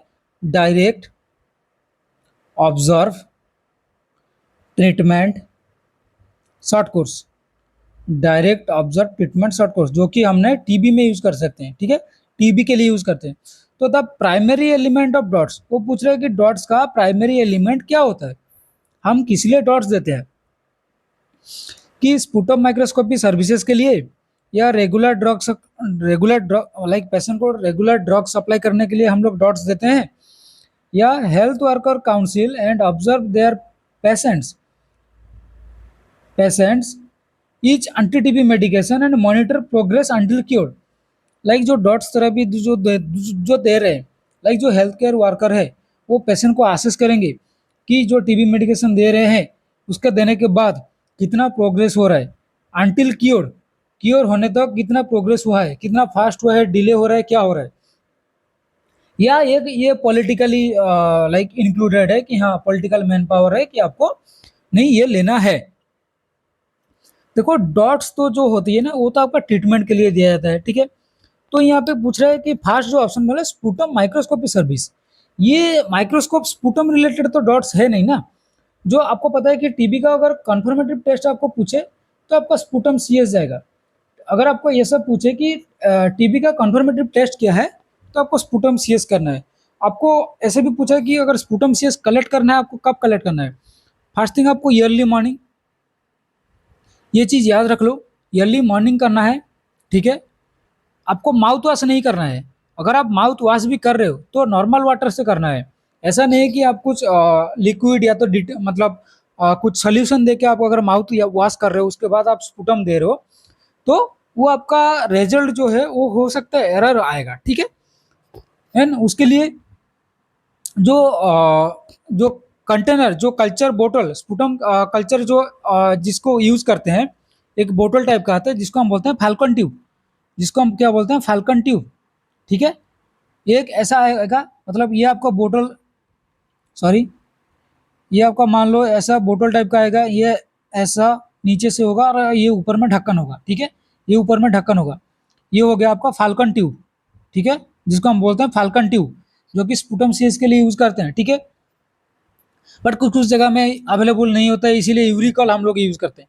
मोस्ट कॉमनली यूरिकल यूज कर रहे हैं, बट ये एक्चुअली स्पुटम कल्चर बोतल है, ठीक है? तो आपको ईयरली मॉर्निंग करना है। माउथ वॉश आप कर भी नहीं करके देंगे तो और भी अच्छा है। अगर कर रहे हो तो प्लेन वाटर से आपको माउथ वॉश करना है, कुछ भी आपको सोल्यूशन यूज नहीं करना है। ये डॉट्स जो होते हैं, ये रेगुलर ड्रग सप्लाई, ऐसा नहीं है कि वो रेगुलर ड्रग सप्लाई के लिए हम लोग डॉट्स थेरापी या तो जो डॉट स्ट्रैटेजी निकाले थे इसके लिए नहीं। फर्स्ट थिंग तो पॉलिटिकल के लिए इश्यूज नहीं है, तो आपको आंसर किया जाएगा सी। लाइक डॉट्स किसी लिए देते हैं, मान लो आपको टीबी हुआ है, डॉट्स थेरेपी के अंडर ये मेडिकेशन आता है, हमने आपको प्रेस्क्राइब किया कि ये मेडिसिन आपको लेना है। तो कितना मंथ लेना है? यूजुअली 6 मंथ्स का कोर्स होता है, ठीक है? तो 6 मंथ्स के बाद, ठीक है, आपका जो प्रोग्रेसिव लाइक क्योर हुआ या नहीं हुआ कैसे पता चलेगा? फिर आपका स्पुटम सीएस होगा, ठीक है? स्पुटम सीएस करके आपको पता लगेंगे वेदर वो टीबी क्योरेबल है या नहीं है, ठीक है? तो जिसके किस लिए देते हैं? Like health care worker council and observe their patients each anti TB medication, जितना भी हम लोग टीबी मेडिकेशन दे रहे हैं, 1 2 10 15 जो भी दे रहे हो, उसका जो पेशेंट को दे रहे हैं उसका आपको मेडिकेशन का ऑब्जर्व करना है कि पेशेंट अच्छे से ले रहा है या नहीं ले रहा है, वो भी आपको ऑब्जर्व करना है, ठीक है? ताकि कोई कोई पेशेंट क्या करते हैं, मतलब मेडिसिन लेके बाहर फेंक देते हैं, क्योंकि हमने आप कैसे पता लगाओगे कि वो मेडिसिन ले रहा है या नहीं ले रहा है? आपको जो मेडिसिन बॉक्स आता है, बॉक्स में चाहे 10 रहो या 20 रहे, ऐसा कुछ रहता है, ठीक है? तो आपको काउंट करना है कि ये मेडिसिन एक्चुअली में लिया है या नहीं लिया है। बट कोई कोई बहुत ज़्यादा ही लाइक क्लेवर या चालाक हो के क्या करते हैं, मेडिसिन को फेंक देते हैं और बोलते हैं कि हाँ हमने मेडिसिन लिया। अगर देखो, वो अगर मेडिसिन लिया होता, मान लो जो 6 मंथ्स के बाद हमने टेस्ट करेंगे, आपका dot therapy dot strategy complete होने के बाद जो 6 मंथ के बाद हमने स्पुटम सीएस करेंगे, अगर वो पेशेंट ठीक से वो मेडिसिन लिया होगा तो स्पुटम सीएस 90% चांस है कि नेगेटिव आएगा, 90% चांस है। बट 10% हो सकता है पॉजिटिव भी हो सकता है कुछ दूसरा काज की वजह से। बट मान लो पूरा टोटली पॉजिटिव आया, दैट मीन्स वो पेशेंट आपका जो है वो मेडिसिन नहीं लिया हुआ है, जिसके वजह से हम पेशेंट को ऑब्जर्व करते हैं कि वो मेडिसिन ले रहा है या नहीं ले रहा है। ठीक है, तो ये होती है डॉट स्ट्रैटेजी। फुल फॉर्म क्या होता है, आपको फुल फॉर्म भी पूछाएगा, direct observe treatment short course. ठीक है, ये होती है आपके डॉट्स। नेक्स्ट नेक्स्ट क्वेश्चन देखो, नेक्स्ट क्वेश्चन यहाँ पे क्या पूछ रहा है, which of the following is not a cause और risk factor of cardiac arrest. यहाँ पर पूछ रहा है कि ये ऑप्शन में से कार्डियक अरेस्ट का कॉज या तो रिस्क फैक्टर नहीं है, जिसके वजह से आपका कार्डियक अरेस्ट नहीं होता है। ऑप्शन है हाइपरकालेमिया, हाइपोवोलेमिया, हाइपरग्लाइसेमिया, हाइपोक्सिया। ऑप्शन में जाने से पहले हम आपको बोल देंगे, थोड़ा बात कर लेते हैं कि आपका क्या क्या कॉज एंड क्या रिस्क फैक्टर होती है कार्डियक अरेस्ट का। एक शॉर्ट फॉर्मूला है जिसको हम बोलते हैं 5H-N-5T, 5H-N-5T। ठीक है, तो 5H में क्या आती है एंड आपका 5T में क्या आती है। लाइक यहाँ पर हम रिस्क फैक्टर का बात कर रहे हैं, यहाँ पर क्या बात कर रहे हैं, रिस्क फैक्टर का बात कर रहे हैं। ठीक है, तो देखो पहले या तो आपका हाइपो या हाइपरकैलेमिया, इन दोनों में से कुछ भी हो सकता है। तो फर्स्ट ऑप्शन आपका यहाँ पर पूछ रहा है कि कौन सा कॉज नहीं है, नॉट ए कॉज। आप क्वेश्चंस को मतलब ध्यान से पढ़ने की कोशिश करो। आप आपको लग रहा हो कि हाँ बस कौन सा कॉज है, तो आपने क्या किया, हाइपर कलेमिया कर दिया। बट यहाँ पर पूछ रहा है कौन सा आपका कॉज नहीं है। हाइपर कलेमिया तो आपका कॉज है, तो ये आंसर आपका नहीं होगा। नेक्स्ट क्या होगा, हाइपोग्लाइसीमिया, हाइपोग्लाइसीमिया। यहाँ पर क्या पूछ रहा है, हाइपरग्लाइसीमिया के बारे में बोला है। ठीक है, अब नेक्स्ट क्या होती है, हाइपोवोलेमिया होगा। क्योंकि हाइपोवोलेमिया क्यों होगा, मान लो आप सीवियर शॉक में चले गए, बीपी लो हो गया, आपका कार्डियक आउटपुट इंक्रीज हो गया, हार्ट रेट आपका अरिथमिया हो रहा है, हार्ट रेट डिक्रीज हो गया, टकीकार्डिया हो गया, अरिथमिया होने का चांसेस भी होता है, बीटीबीएफ हो गया। ठीक है, और क्या है, हाइपोक्सिया। ठीक है, नेक्स्ट क्या है, hydrogen ion, like acidosis, decrease hydrogen ion, जो हम बोलते हैं पीएच लेवल आपका कम हो जाना। ठीक है, जिसको हम बोलते हैं एसिडोसिस। ठीक है, तो आपका क्या है, हाइपरकलेमिया नहीं होगा, हाइपोवोलेमिया भी ऑप्शन में नहीं होगा, हाइपोक्सियामी है नहीं होगा। तो आपका आंसर क्या जाएगा, हाइपरग्लाइसीमिया। ये हो गया आपका आंसर। यहाँ पर पूछ रहा था कौन सा कॉज नहीं है, तो कॉज में तो आपको पता चल गया। तो 5H एंड 5T, 5H में क्या है, हाइपो और hyperkalemia, hypoglycemia, hypovolemia, hypoxia, hydrogen ion. Then 5T में क्या क्या आएगा, T for toxin, toxin in the sense मान लो कुछ पॉइजनिंग केस हुआ है। ठीक है, थ्रोम्बोसिस। ठीक है, थ्रोम्बोसिस इन द सेंस आपका कुछ सुपीरियर वेना का इंफीरियर वेना का भी कुछ क्लॉट हो गया। सीएबीजी जैसे कोरोनरी आर्टरी बाईपास ग्राफ्ट में क्या होता है आपका जो atherosclerosis, thrombosis in the sense एक एग्जांपल मान लेते हैं कि एथेरोस्क्लेरोसिस। ठीक है, एथेरोस्क्लेरोसिस हो गया। ठीक है, या तो आपका पल्मोनरी एम्बोलिज्म हो गया। ठीक है, पल्मोनरी एम्बोलिज्म हो गया, कोरोनरी कोरोनरी पल्मोनरी एम्बोलिज्म, ये दोनों हो गया। ठीक है, नेक्स्ट हो गया टैम्पोनेंट, टैम्पोनेंट इन द सेंस कार्डियक टैम्पोनेंट। हम टैम्पोनेंट के बारे में बात करेंगे, आपका यहाँ से एक क्वेश्चन रखा हुआ है, यानी ये पक्का नॉटसेट मेंस में आपको ये क्वेश्चन आपको दिखाई देगा, आपको गारंटी ये क्वेश्चन आपको दिखाई देगा कार्डियक टैम्पोनेंट में। ठीक है, नेक्स्ट क्या होती है, लाइक कुछ ओवरडोजेस ऑफ टैबलेट्स, आपने कुछ लाइक पूरा जैसे होता है ना, कोई कोई क्या होता है, बीपी का पूरा गोली खा लिया, हस्बैंड के साथ झगड़ा हुआ, गर्लफ्रेंड बॉयफ्रेंड के साथ झगड़ा हुआ, बीपी का गोली खा लिया, इवाब्राडिन का पूरा स्ट्रिप खा लिया। अरे भाई इवाब्राडिन तो ऐसे भी हार्ट रेट डिक्रीज होता है और भी डिक्रीज करवा के मार देगा तुमको। कुछ ट्रॉमा हो गया, ट्रॉमा एक्सीडेंटल। ठीक है, आपका severe bloodless, due to trauma आपका क्या हुआ है, सीवियर आपका ब्लडलेस हुआ है। ठीक है, जिसके वजह से आपको कार्डियक अरेस्ट हो सकती है। तो ये कॉज होती है, टॉक्सिन, थ्रोम्बोसिस, टैम्पोनेंट, आपका ट्रॉमा हो गया, प्लस कुछ आप टैबलेट यूज कर रहे हो, तो यहाँ पर आंसर क्या जाएगा आपका हाइपरग्लाइसेमिया। देखो आपको ऐसा रैशनल नहीं मिलेगा, ठीक है, ऐसा रैशनल आपको नहीं मिलेगा, पहले से आपको बता रहा हूँ। नेक्स्ट क्वेश्चन देखो, which of the following complication can occur due to untreated hypertension. आपको पूछ रहा है कि अगर आपको हाइपरटेंशन है, आपको हाइपरटेंशन है बट वो ट्रीटमेंट आप नहीं हुआ है, तो जिसके वजह से क्या कॉम्प्लिकेशन आपको दिखाई देगा। Like complication can occur due to untreated hypertension. पूछ रहा है कि रेनल फेलियर होगा, हाइडेटी फॉर मोल और एंजाइना होगा, अस्थमा, कार्डियक टेम्पोनेंट, एंजाइना, ठीक है। नेक्स्ट क्या है, आउटिक dissection, renal failure and stroke. Next क्या है, न्यूमोथोरैक्स, प्लूरल इफ्यूजन, कार्डियक टेम्पोनेंट। देखो यहाँ पर हाइपरटेंशन का बात हुआ है, कुछ कुछ चीज़ हमको आपको बता रहे हैं जो जिसको हम बोलते हैं लाइक हाइपरटेंशन में, जिसको हम बोलते हैं कि हाइपरटेंसिव क्राइसिस हो गया, ठीक है। तो क्या क्या कॉज हो सकता है, ठीक है, मतलब अगर आपका हाइपरटेंशन आपका आप ट्रीट नहीं करोगे तो कॉम्प्लिकेशन, क्या क्या कॉम्प्लिकेशन हो सकता है, हम उसके बारे में पहले थोड़ा बात कर लेते हैं, ठीक है। कि आपको related hypertension, untreated hypertension related आपको कॉम्प्लिकेशन क्या क्या हो सकती है। देखो फास्ट होती है, फास्ट ऐसा भी हो सकती है हाइपरटेंसिव, जिसको हम बोलते हैं कि hypertensive cardiovascular, hypotensive cardiovascular disease, ठीक है। दूसरा में क्या आएगा, स्ट्रोक, जिसको हम बोलते हैं सीवीएडी। आप सभी को पता है सीबीएडी, सेरेब्रोवास्कुलर एक्सीडेंटल, ठीक है, ठीक है। सीबीएडी, सीबीए डिजीज नहीं, सीबीए, सीबीएडी नहीं, सीबीए, सेरेब्रोवास्कुलर एक्सीडेंट, जिसको बोलते हैं स्ट्रोक, ठीक है। रेनल फेलियर हो सकती है, रेनल फेलियर, आपको रेनल फेलियर हो सकती है, ठीक है। आउटिक डिसेक्शन होती है, आउटिक डिसेक्शन,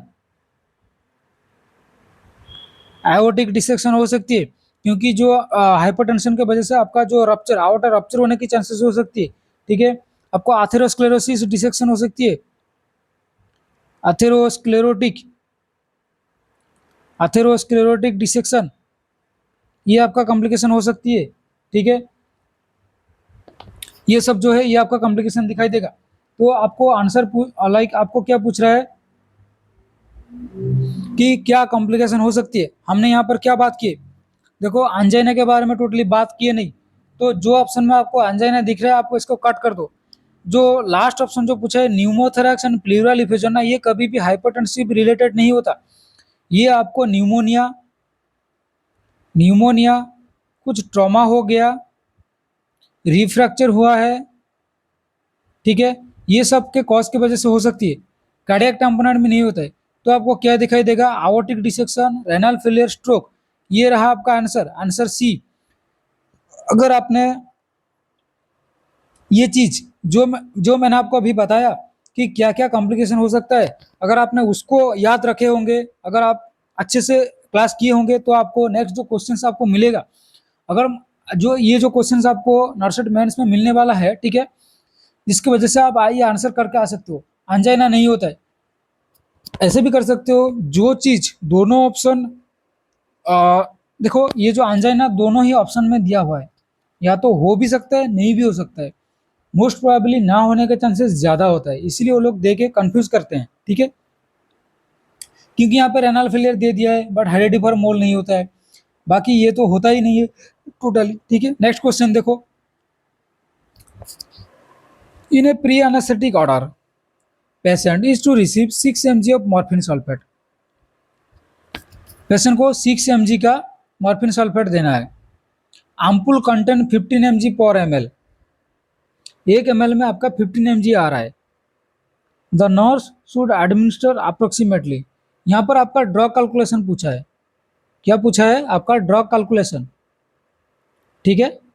तो आप सभी को पता है कि अगर जो मोस्ट कॉमन जो ड्रग कैलकुलेशन होता है लाइक मेडिसिन के लिए, आपका desired dose divide by available dose into volume की होती है।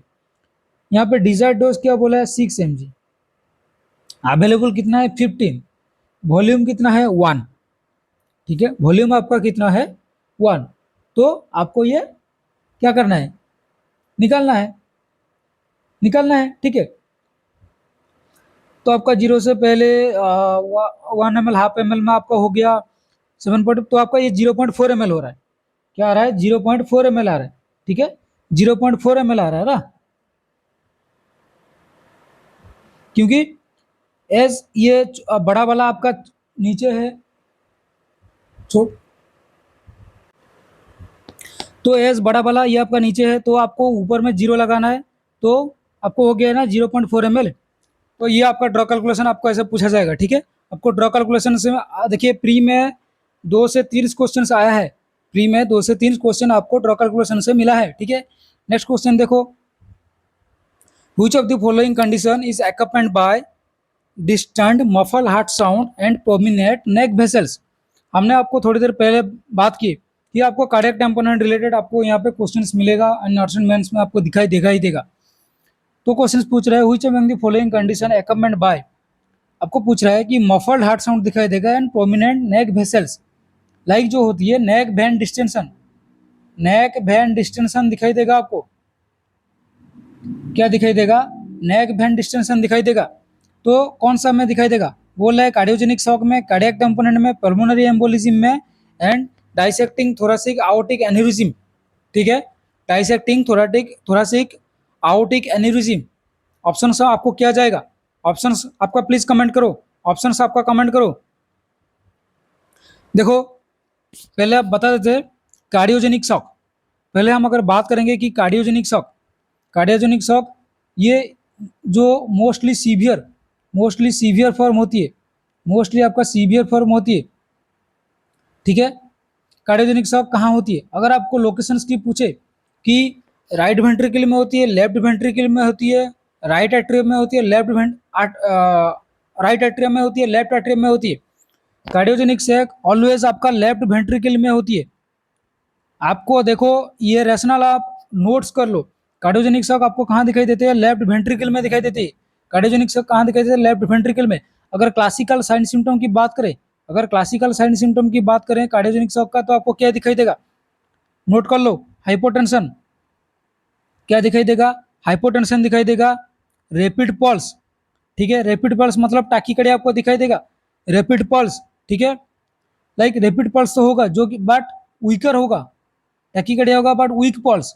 जो आपका देखिए पल्स का एक डेफिसिट होता है जिसको हम बोलते हैं लाइक पल्स का जो लाइक वो भी ग्रेडिंग होता है, +1 +2 +3 +4, ठीक है। पल्स का भी ग्रेडिंग जिसको हम बोलते हैं पल्स डेफिसिट जिसको बोलते हैं, ठीक है। लाइक ये आपको क्या होगा, वीक दिखाई देगा, ठीक है।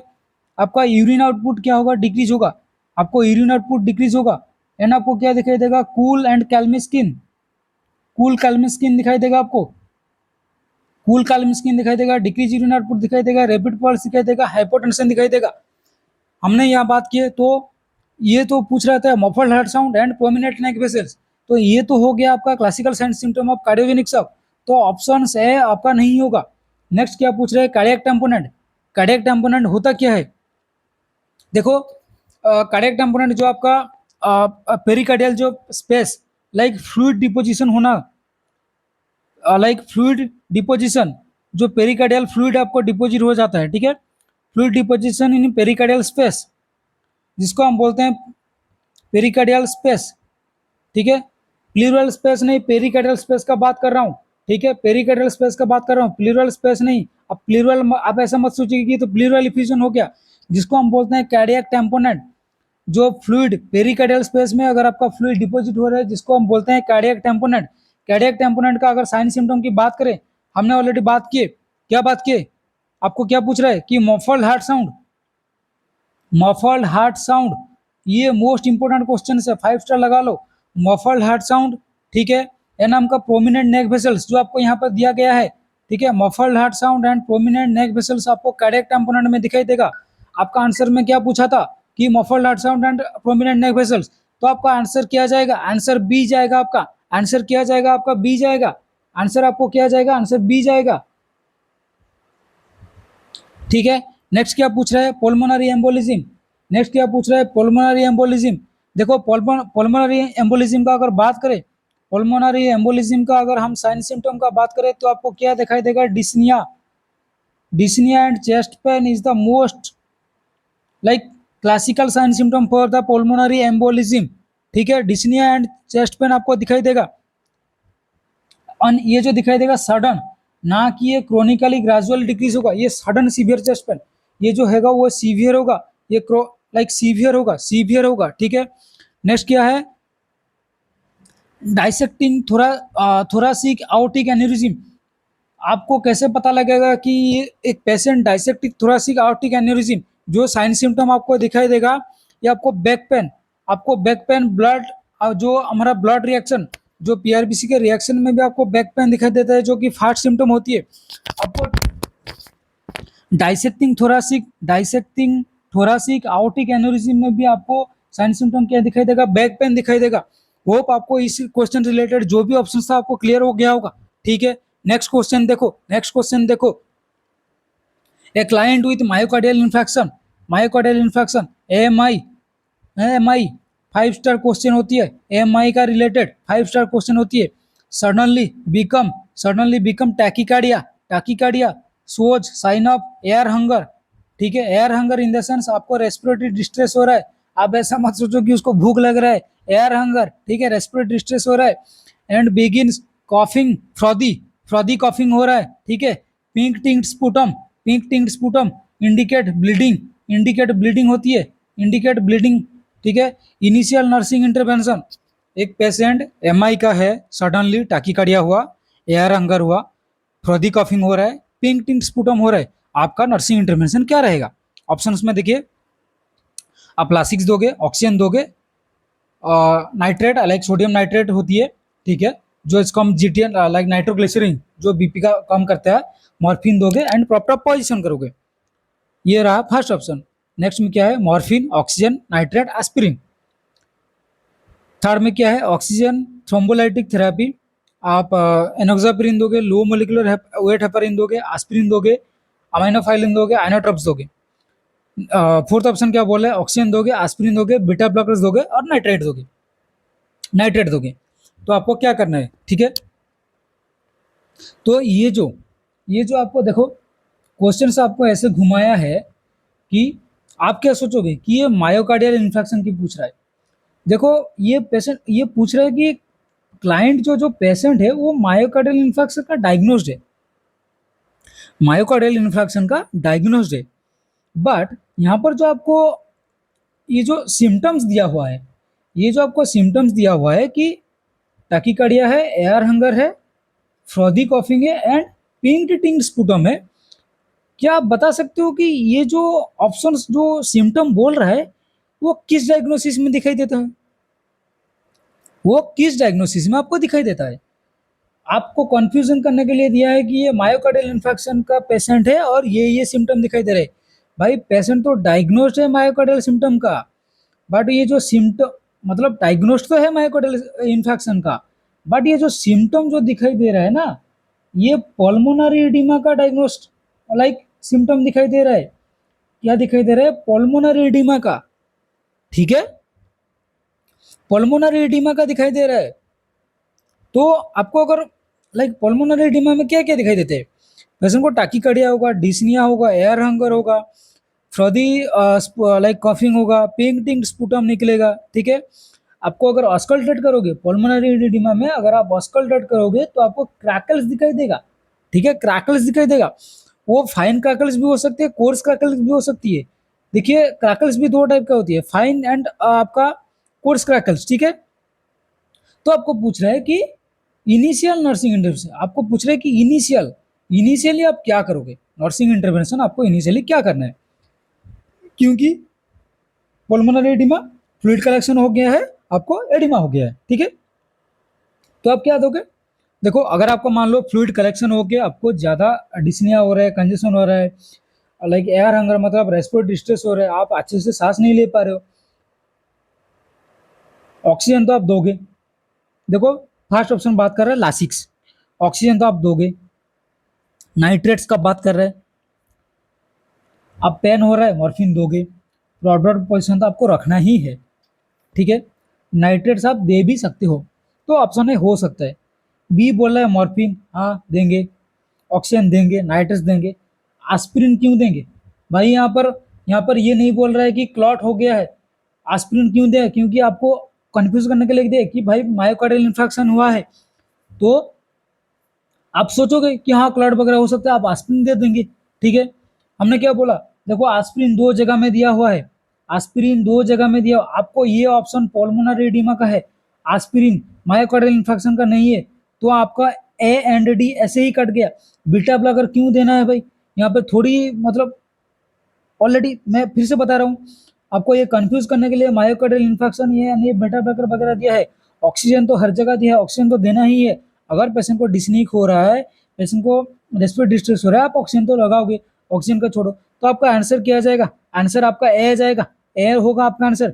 बी सी डी इसलिए नहीं होगा क्योंकि यहाँ पर एस्पिरिन दिया हुआ है, एंड ये देखो यहाँ पर भी एस्पिरिन है। आइनोट्रप्स क्यों देना है भाई? यहाँ पे थोड़ी कुछ पेशेंट को अरेस्ट हो रहा है या बीपी लो है या कुछ वेंट्रिकुलर अरिथमिया या तो कुछ एबनॉर्मल आपको रिदम दिखाई दे रहा है, नहीं दिखाई दे रहा है ना, तो आपको नहीं देना है। ठीक है, वो आपको क्वेश्चन जो है वो आपको पूरा क्लियर हो गया होगा। अगर फिर भी क्लियर नहीं हो रहा है तो आप कमेंट करो, हम आपको बताएंगे कि पढ़ाया कैसे जाता है। ठीक है, नेक्स्ट क्वेश्चन देखो, नेक्स्ट क्वेश्चन देखो क्या पूछ रहा है, which of the following medication should be withhold करना है a week before cardiac surgery. अच्छा, आपको ये क्वेश्चन पूछा है कि कार्डियक सर्जरी में, कार्डियक सर्जरी आपका प्लान है, आपका ये प्लान सर्जरी है, ये इमरजेंसी नहीं है, ये आपका प्लान सर्जरी है, तो आपको ऐसा कौन सा मेडिकेशन है जो आपको विथहोल्ड करके रखना है? आपको पूछ रहा है कि रेमिप्रिल, मेटोप्रोलोल, फुरोसेमाइड, क्लोपिडोग्रेल। भाई रामीप्रिल क्या होते हैं? कैल्शियम चैनल ब्लॉकर होती है। मेटोप्रोलोल क्या होती है? बीटा ब्लॉकर होती है। मेटोप्रोलोल क्या होती है? आपको बीटा ब्लॉकर होती है। रामीप्रिल क्या होती है? सीसीबी, कैल्शियम चैनल ब्लॉकर होती है। ये फ्रोसिमाइड क्या है? आपका लासिक्स, लाइक आपका डायरेटिक्स है, लूप डायरेटिक्स। आपको पूछा जाएगा ये कौन सा डायरेटिक्स है? फ्रोसिमाइड आपका लूप डायरेटिक्स है। क्लोपिडोग्रेल क्या होती है? आपका प्लेटलेट को थीन रखती है। ठीक है, प्लेटलेट को पतला रखती है, प्लेटलेट को आपका थीन करती है। ठीक है, अगर आप कार्डियक सर्जरी कर रहे हो, कार्डियक सर्जरी में क्या हो, लाइक ब्लीडिंग, ब्लड लॉस का ज्यादा चांसेस होती है। अगर आप मान लो, देखो रामीप्रिल से लेना देना नहीं है, मेटोप्रोल से लेना देना नहीं है, फ्रोसेमाइड से लेना देना नहीं है।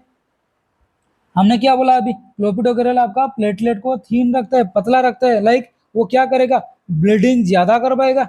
अगर आपका कट वगैरह हो गया, अगर आप सर्जरी करोगे, प्रोसीजर करोगे और पेशेंट को आप क्लोपिडोग्रेल में रखे हो, क्लोपिडोग्रेल हो या एस्पिरिन में रहे, एस्पिरिन बोलो, ठीक है, दोनों ही सेम बात ही हो गया, मतलब ब्लीडिंग का चांसेस ज्यादा है ना, तो ऑब्वियसली आपको ये वीक बिफोर आपको ये होल्ड करना है, तो आपका आंसर जाएगा क्लोपिडोग्रेल।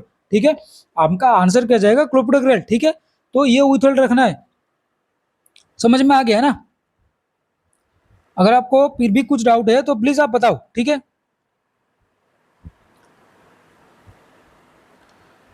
नेक्स्ट क्वेश्चन देखो, नेक्स्ट क्वेश्चन पूछ रहा है कि which of the following is caused due to spasm of coronary artery. अगर आपका coronary artery spasm, spasm means contraction हो रहा है, स्पाज्म क्या होता है? कंट्रैक्शन होती है। ठीक है, लाइक नेरो हो जाता है।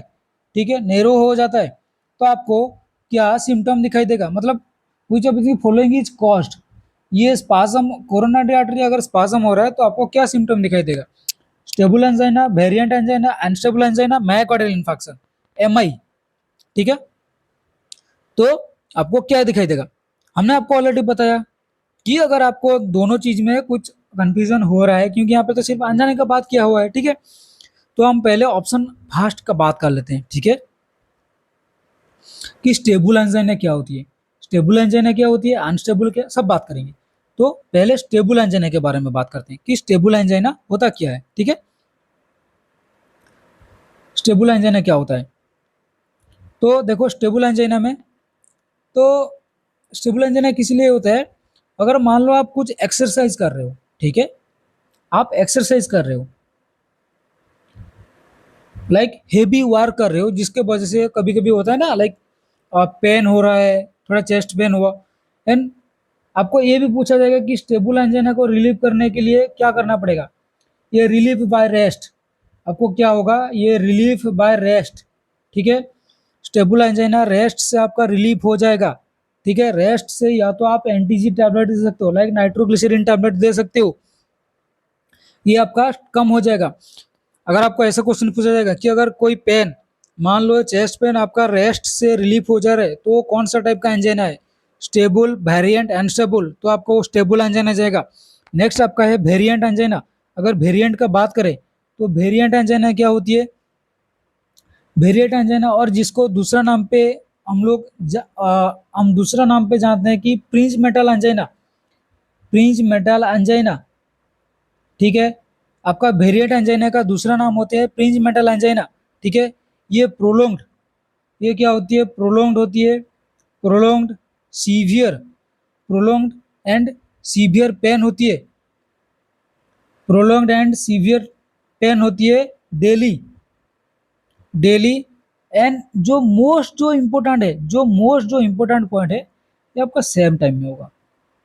क्या होगा, सेम टाइम में होगा। नाइट में होगा, या तो डे में होगा, या तो सुबह को होगा। सेम टाइम में होगा, डेली होगा, प्रोलोंग्ड एंड सीवियर होगा, ठीक है, प्रोलोंग्ड एंड सीवियर होगा। एंड ये रेस्ट से आपका डिक्रीज नहीं होगा, ठीक है। ने, नेक्स्ट अगर बात करेंगे अनस्टेबल एंजाइना के बारे में, नेक्स्ट अगर अनस्टेबल का एंजाइना के बारे में बात करेंगे, ये मेनली लाइक क्या होती है, ये लोअर लेवल, मतलब कोई लोअर लेवल वर्कर मान लो, लाइक लो लेवल एक्टिविटी, ये भी रेस्ट से आपका डिक्रीज हो सकता है। जो अनस्टेबल एंजाइना होती है, लाइक अनस्टेबल मतलब ये थोड़ा देर के लिए रहेगा, ये आपका क्या रहेगा, थोड़े मतलब शॉर्ट ड्यूरेशन के लिए रहेगा, ठीक है। एंड भी ये भी आपका जो है ये रेस्ट से आपका डिक्रीज हो जाएगा, थोड़ा लो लेवल का पेन रहता है, ठीक है, लो लेवल का पेन रहता है। ये होती है आपका एंजाइना। तो यहाँ पर पूछ रहा है कि कोरोनरी आर्टरी स्पाज्म होने से आपको क्या दिखाई देगा, स्टेबल, वेरिएंट, अनस्टेबल। तो आपको कोरोनरी आर्टरी स्पाज्म से आपको आंसर क्या दिखाई देगा, आपको आंसर नहीं दिखाई देगा, क्या ऑप्शन दिखाई देगा, वेरिएंट एंजाइना दिखाई देगा, ठीक है। क्या दिखाई देगा, वेरिएंट एंजाइना आपका आंसर है। अब प्लीज, अगर आपको क्लास बहुत ही अच्छा, बहुत ही शानदार क्लास हो रहा है, हमने आप डेवलप की, मतलब आपका जो डेवलपमेंट चल रहा है, बहुत जल्दी आपको फ्री ऑफ कॉस्ट में आपको सब कुछ मिलेगा, हम आपको ये बता रहे हैं, ठीक है। फ्री ऑफ कॉस्ट में आपको mostly, like free of cost in the sense आपको बहुत ही लो, जैसे आप कोई कोई ले रहे हैं ना 20,000, हम आपको अराउंड कोशिश करेंगे कि 2-3,000 में आपको सब कुछ प्रोवाइड करने के लिए, क्योंकि किसी कोई कोई होते हैं जो अफोर्डेबल नहीं कर पाते हैं, ठीक है। हम ट्राई कर रहे हैं ताकि आपको जो एग्ज़ाम रहे, आपका टेस्ट सीरीज भी सब कुछ आएगा, ठीक है। अगर आपको क्लास अच्छा लग रहा है, प्लीज़ आप चैनल को लाइक करो, सब्सक्राइब करो एंड आपका दोस्तों में शेयर करो। यही मेरा, हमारा बोलना है, सिर्फ यही बोलना है और कुछ नहीं। हम पढ़ा रहे हैं, आप पढ़ो। अगर क्लास अच्छा लग रहा है, अगर कुछ नहीं भी लग रहा है, तो प्लीज़ आप कमेंट करके बताओ कि सर ये चेंजेस करना है, वो चेंजेस करना है। ऐसा नहीं कि हम पढ़ा रहे हैं तो हम ही ठीक है, ऐसा कभी भी नहीं होता है। आप भी ठीक है, तो आपको क्या चाहिए, हम आपको कंटेंट देना चाहते हैं, मेन जो है हम आपको कंटेंट देना चाहते हैं, ठीक है। नेक्स्ट क्वेश्चन देखो, which of the following type of fats considered to be harmful to the body। ऐसा कौन सा फैट है जो बॉडी में हार्मफुल होता है, cis fat, trans fat, poly unsaturated fatty acid, omega 3 fatty acid, ठीक है। देखो ये जो सीस फैट एंड जो ट्रांस फैट होती है ना, ये जो सीस फैट एंड जो ट्रांस फैट होती है, ये मोनो अनसैचुरेटेड जो मोनो अनसैचुरेटेड फैटी एसिड जो होती है, मोनो अनसैचुरेटेड फैटी एसिड का टाइप्स में आती है, ठीक है। मोनो अनसैचुरेटेड फैटी एसिड दो टाइप्स की होती है, एक होती है सीस फैट, एक होती है ट्रांस फैट, ठीक है। जो जो आपका ट्रांस फैटी एसिड होती है, जो आपका ट्रांस फैट होती है, वो लाइक सेरम लिपिड होती है, लाइक जो आपका एलडीएल को क्या करती है, वो एलडीएल को बढ़ा के रखती है, और आपका जो एचडीएल है वो आपका लो करके रखती है। जो आपका ट्रांसफैट, जो ट्रांसफैट एसिड होती है, वो आपका क्या करेगा, एलडीएल को इंक्रीज करके रखेगा, एचडीएल को डिक्रीज करके रखेगा। आप सभी को पता है कि हर चीज़ बॉडी में हाई होना बहुत ही खराब होता है, बट एचडीएल बॉडी में हाई रहना ही ठीक रहता है। क्योंकि अगर आपका बॉडी में HDL, like high density lipoprotein अगर ज़्यादा है, आपको एथेरोस्क्लेरोसिस, जो कोरोनरी आर्टरी डिजीज जो होती है, वो आपको होने का चांसेस नहीं होता है। बट अगर एलडीएल हाई रहेगा तो आपको CAD कोरोनरी आर्टरी डिजीज होने का चांसेस बहुत ज़्यादा हाई रिस्क का होगा। ठीक है, तो यहाँ पर पूछ रहा है कि कौन सा फैट जो हार्मफुल टू बॉडी होता है, ऐसा कौन सा चीज़ जो हार्मफुल टू बॉडी होता है। तो यहाँ पर क्या पूछ रहा है, हार्मफुल पूछ रहा है, क्योंकि ये क्या कर रहा है, LDL को तो इंक्रीज कर रहा है, HDL को डिक्रीज करके रख रहा है। हमने आपको क्या बताया कि HDL बॉडी में ज़्यादा होना ही अच्छा है, ताकि वो CAD कोरोनरी आर्टरी डिजीज नहीं कर पाएगा। LDL कोरोनरी आर्टरी डिजीज को इंक्रीज करता है। LDL अगर बढ़ा हुआ मिलेगा तो आपको CAD होगा। ठीक है, तो ये जो आपका आंसर क्या जाएगा, ट्रांसफैट जाएगा। आंसर आपका क्या जाएगा, ट्रांसफैट। पॉलीअनसैचुरेटेड फैटी एसिड और ओमेगा 3 एसिड तो बॉडी का लिए बहुत अच्छा होता है। ठीक है, ये हार्मफुल नहीं कर पाता है बॉडी में, ये हार्मफुल नहीं कर पाता है। ठीक है, नेक्स्ट क्वेश्चन देखो, which of the following activity is increased by sympathetic nervous system. पूछ रहा है कि ये जो सिंपैथेटिक नर्वस सिस्टम का जो नर्वस सिस्टम जो दो, एक है सिंपैथेटिक, एक है आपका पैरासिम्पैथेटिक। ठीक है, तो यहाँ पर पूछ रहा है कि जो सिंपैथेटिक नर्वस सिस्टम है वो बॉडी का कौन सा एक्टिविटीज को इंक्रीज करवाती है। ठीक है, heart rate, secretion, secretion of digestive juice और सिक्रेशन ऑफ सलाइवा, और यहाँ पर पूछ रहा है ऑल ऑफ दिस एबव। ठीक है, यहाँ पर पूछ रहा है आपको ऑल ऑफ दिस एबव। तो आपको अगर सिंपैथेटिक और पैरासिम्पैथेटिक का बात करेंगे, ऑलरेडी देखो मैं आपको दिखा दे रहा हूँ, एक इमेज बेस्ड आपके लिए लेके आए हैं। ठीक है, यहाँ पर सिंपैथेटिक एंड पैरासिम्पैथेटिक का बात हो रहा था। ठीक है, ये सिंपैथेटिक नर्वस सिस्टम क्या होती है, पैरासिम्पैथेटिक नर्वस सिस्टम आपको क्या करेगा। तो जो सिंपैथेटिक नर्वस सिस्टम का बात करेंगे, अगर प्यूपिल को डायलेट रखता है, सलाइवा इनहिबिट करवाता है, लाइक सलाइवा सिक्रेशन को कम करवाती है, ब्रोंकस जो रिलैक्स करवाएगा एंड इंक्रीज को हार्ट रेट आपका इंक्रीज करेगा। वहां पर आपका ऑप्शंस में हार्ट रेट इंक्रीज था, राइट, तो आपका ऑप्शंस क्या जाएगा, हार्ट रेट इंक्रीज जाएगा। ठीक है, हमने क्या बोला, सलाइवा इनहिबिट करवाएगा, बट वहां पर क्या था, सलाइवा एक्सक्रीट करवाएगा। ठीक है, इनहिबिट डाइजेस्टिव एक्टिविटी वहां पर ज़्यादा पूछा था। ये ग्लूकोज रिलीज करेगा फ्रॉम लीवर स्टिमुलेट करके, आपका epinephrine and norepinephrine like adrenaline and noradrenaline का रिलीज करवाएगा, आपका ब्लैडर को रिलैक्स करवाएगा, ऑर्गाज्म करवाएगा, इजैकुलेशन एंड लाइक रेक्टम को कंट्रैक्ट करवाएगा। ठीक है, ये है सिंपैथेटिक। पैरासिम्पैथेटिक में क्या होगा, उसका ठीक ऑपोजिट। अगर ये डायलेट करवा रहा है तो ये आपका कंस्ट्रिक्ट करवाएगा, आपका सलाइवा स्टिमुलेट करेगा, ब्रोंको कंस्ट्रिक्शन करवाएगा एंड हार्ट रेट को डिक्रीज करवाएगा, डाइजेस्टिव एक्टिविटी को स्टिमुलेट लाइक इंक्रीज करवाएगा, गॉल ब्लैडर स्टिमुलेट करेगा, एड्रेनालिन प्रोडक्शन को इनहिबिट करवाएगा, ब्लैडर कंट्रैक्शन करवाएगा, यहाँ पर रिलैक्शन करवा रहा था, आपको यहाँ पे रेक्टम को रिलैक्स करवाएगा। तो जो ऑप्शंस में आपका क्या था, ऑप्शंस में आपका क्या था, अभी देखिए, हार्ट रेट इंक्रीज करवाएगा, सिक्रेशन ऑफ डाइजेस्टिव जूस ये तो डिक्रीज करवाता है, सिक्रेशन ऑफ सलाइवा ये भी डिक्रीज करवाता है, लाइक सिक्रेशन नहीं करवाता, ये आपका क्या करवाता है, इनहिबिट करवाता है। ठीक है, तो ऑप्शंस में आपका क्या जाएगा, आंसर ए रहेगा। ठीक है, नेक्स्ट क्वेश्चन देखो, pathology seen in Alzheimer disease is atrophy of. बोल रहा है कि अल्जाइमर डिजीज में आपको जो पैथोलॉजिकली जो प्रॉब्लम, ये क्या एट्रोपी करवाती है। ठीक है, क्या एट्रोपी करवाती है, लाइक आपको ऑप्शंस में है parietal and temporal lobe of brain atrophy. Atrophy means आपका लाइक एबनॉर्मल जो साइज जो है वो आपका इंक्रीज हो जाएगा। ठीक है, जो आपका एक होती है हाइपरट्रोफी। ठीक है, हाइपरट्रोफी मतलब साइज इंक्रीज हो जाना। ठीक है, एक होती है हाइपरप्लाइजिया जिसका नंबर इंक्रीज हो जाती है, एक है साइज एक है नंबर। एट्रोफी मतलब आपका साइज इंक्रीज हो जाना, क्योंकि यहाँ पर क्या पूछा है, एट्रोफी के बारे में पूछा है।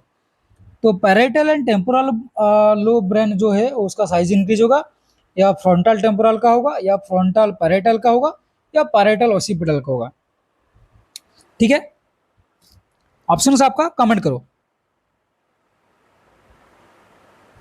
देखो, अगर हम पहले अल्जाइमर्स डिजीज के बारे में थोड़ा बात कर लें, ठीक है, अल्जाइमर्स डिजीज होता क्या है।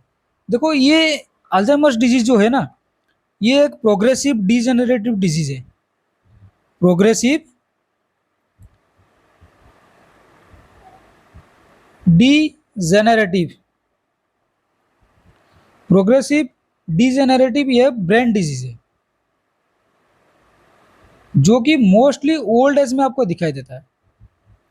कहाँ पे दिखाई देगा? Old age, like more than 60 years आपको ये दिखाई देगा, मोर देन 60 ईयर्स आपको दिखाई देगा। एंड मेनली इसमें आपको होता क्या है, जो अल्जाइमर्स डिजीज में लाइक क्या होता है, एक्चुअली जो मेमोरी है ना, लाइक आपका जो मेमोरी पावर क्या होती है, ये आपका स्लो हो जाती है। जो आपका मेमोरी है वो स्लो हो जाती है, लाइक स्लो आपका क्या होती है, मेमोरी होती है, like thinking, like thinking process आपका स्लो हो जाती है। ठीक है, थिंकिंग प्रोसेस आपका स्लो हो जाती है। ठीक है, लाइक इवन इफ जो सिंपल टास्क होता है वो आप ठीक से कंप्लीट नहीं कर पाओगे, लाइक अनेबल टू कंप्लीट। ठीक है, ये हम बता रहे हैं कि क्या क्या हो सकता है। ठीक है, अनेबल टू कंप्लीट, आपका मेमोरी स्लो हो जाएगा, thinking process, like simple task आप कंप्लीट नहीं कर पाओगे। जो मोस्ट कॉमन, लाइक अगर आपको ऐसे भी पूछे कि अल्जाइमर्स का most common cause of Alzheimer's disease क्या होती है, most common cause of Alzheimer's disease क्या होती है, ये होती है आपका डिमेंशिया। डिमेंशिया क्या होती है? Loss of memory. आपको डिमेंशिया क्या होती है? लॉस ऑफ मेमोरी को हम लोग डिमेंशिया बोलते हैं।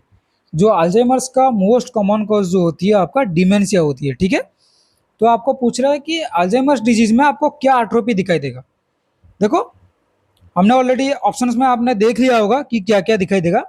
तो यहाँ पे एक्चुअली क्या दिखाएगा, जो पैरेटल एंड जो टेम्पोरल लोब का जो ब्रेन का जो लोब होती है ना, ये आपको एट्रोफी, लाइक एट्रोफाइज्ड मिलेगा, लाइक थोड़ा बढ़ा हुआ मिलेगा। ठीक है, जिसके वजह से ये सब प्रॉब्लम हो रहा है, जिसके वजह से ये सब लाइक आपको प्रॉब्लम दिखाई देगा। ठीक है, नेक्स्ट क्वेश्चन देखिए,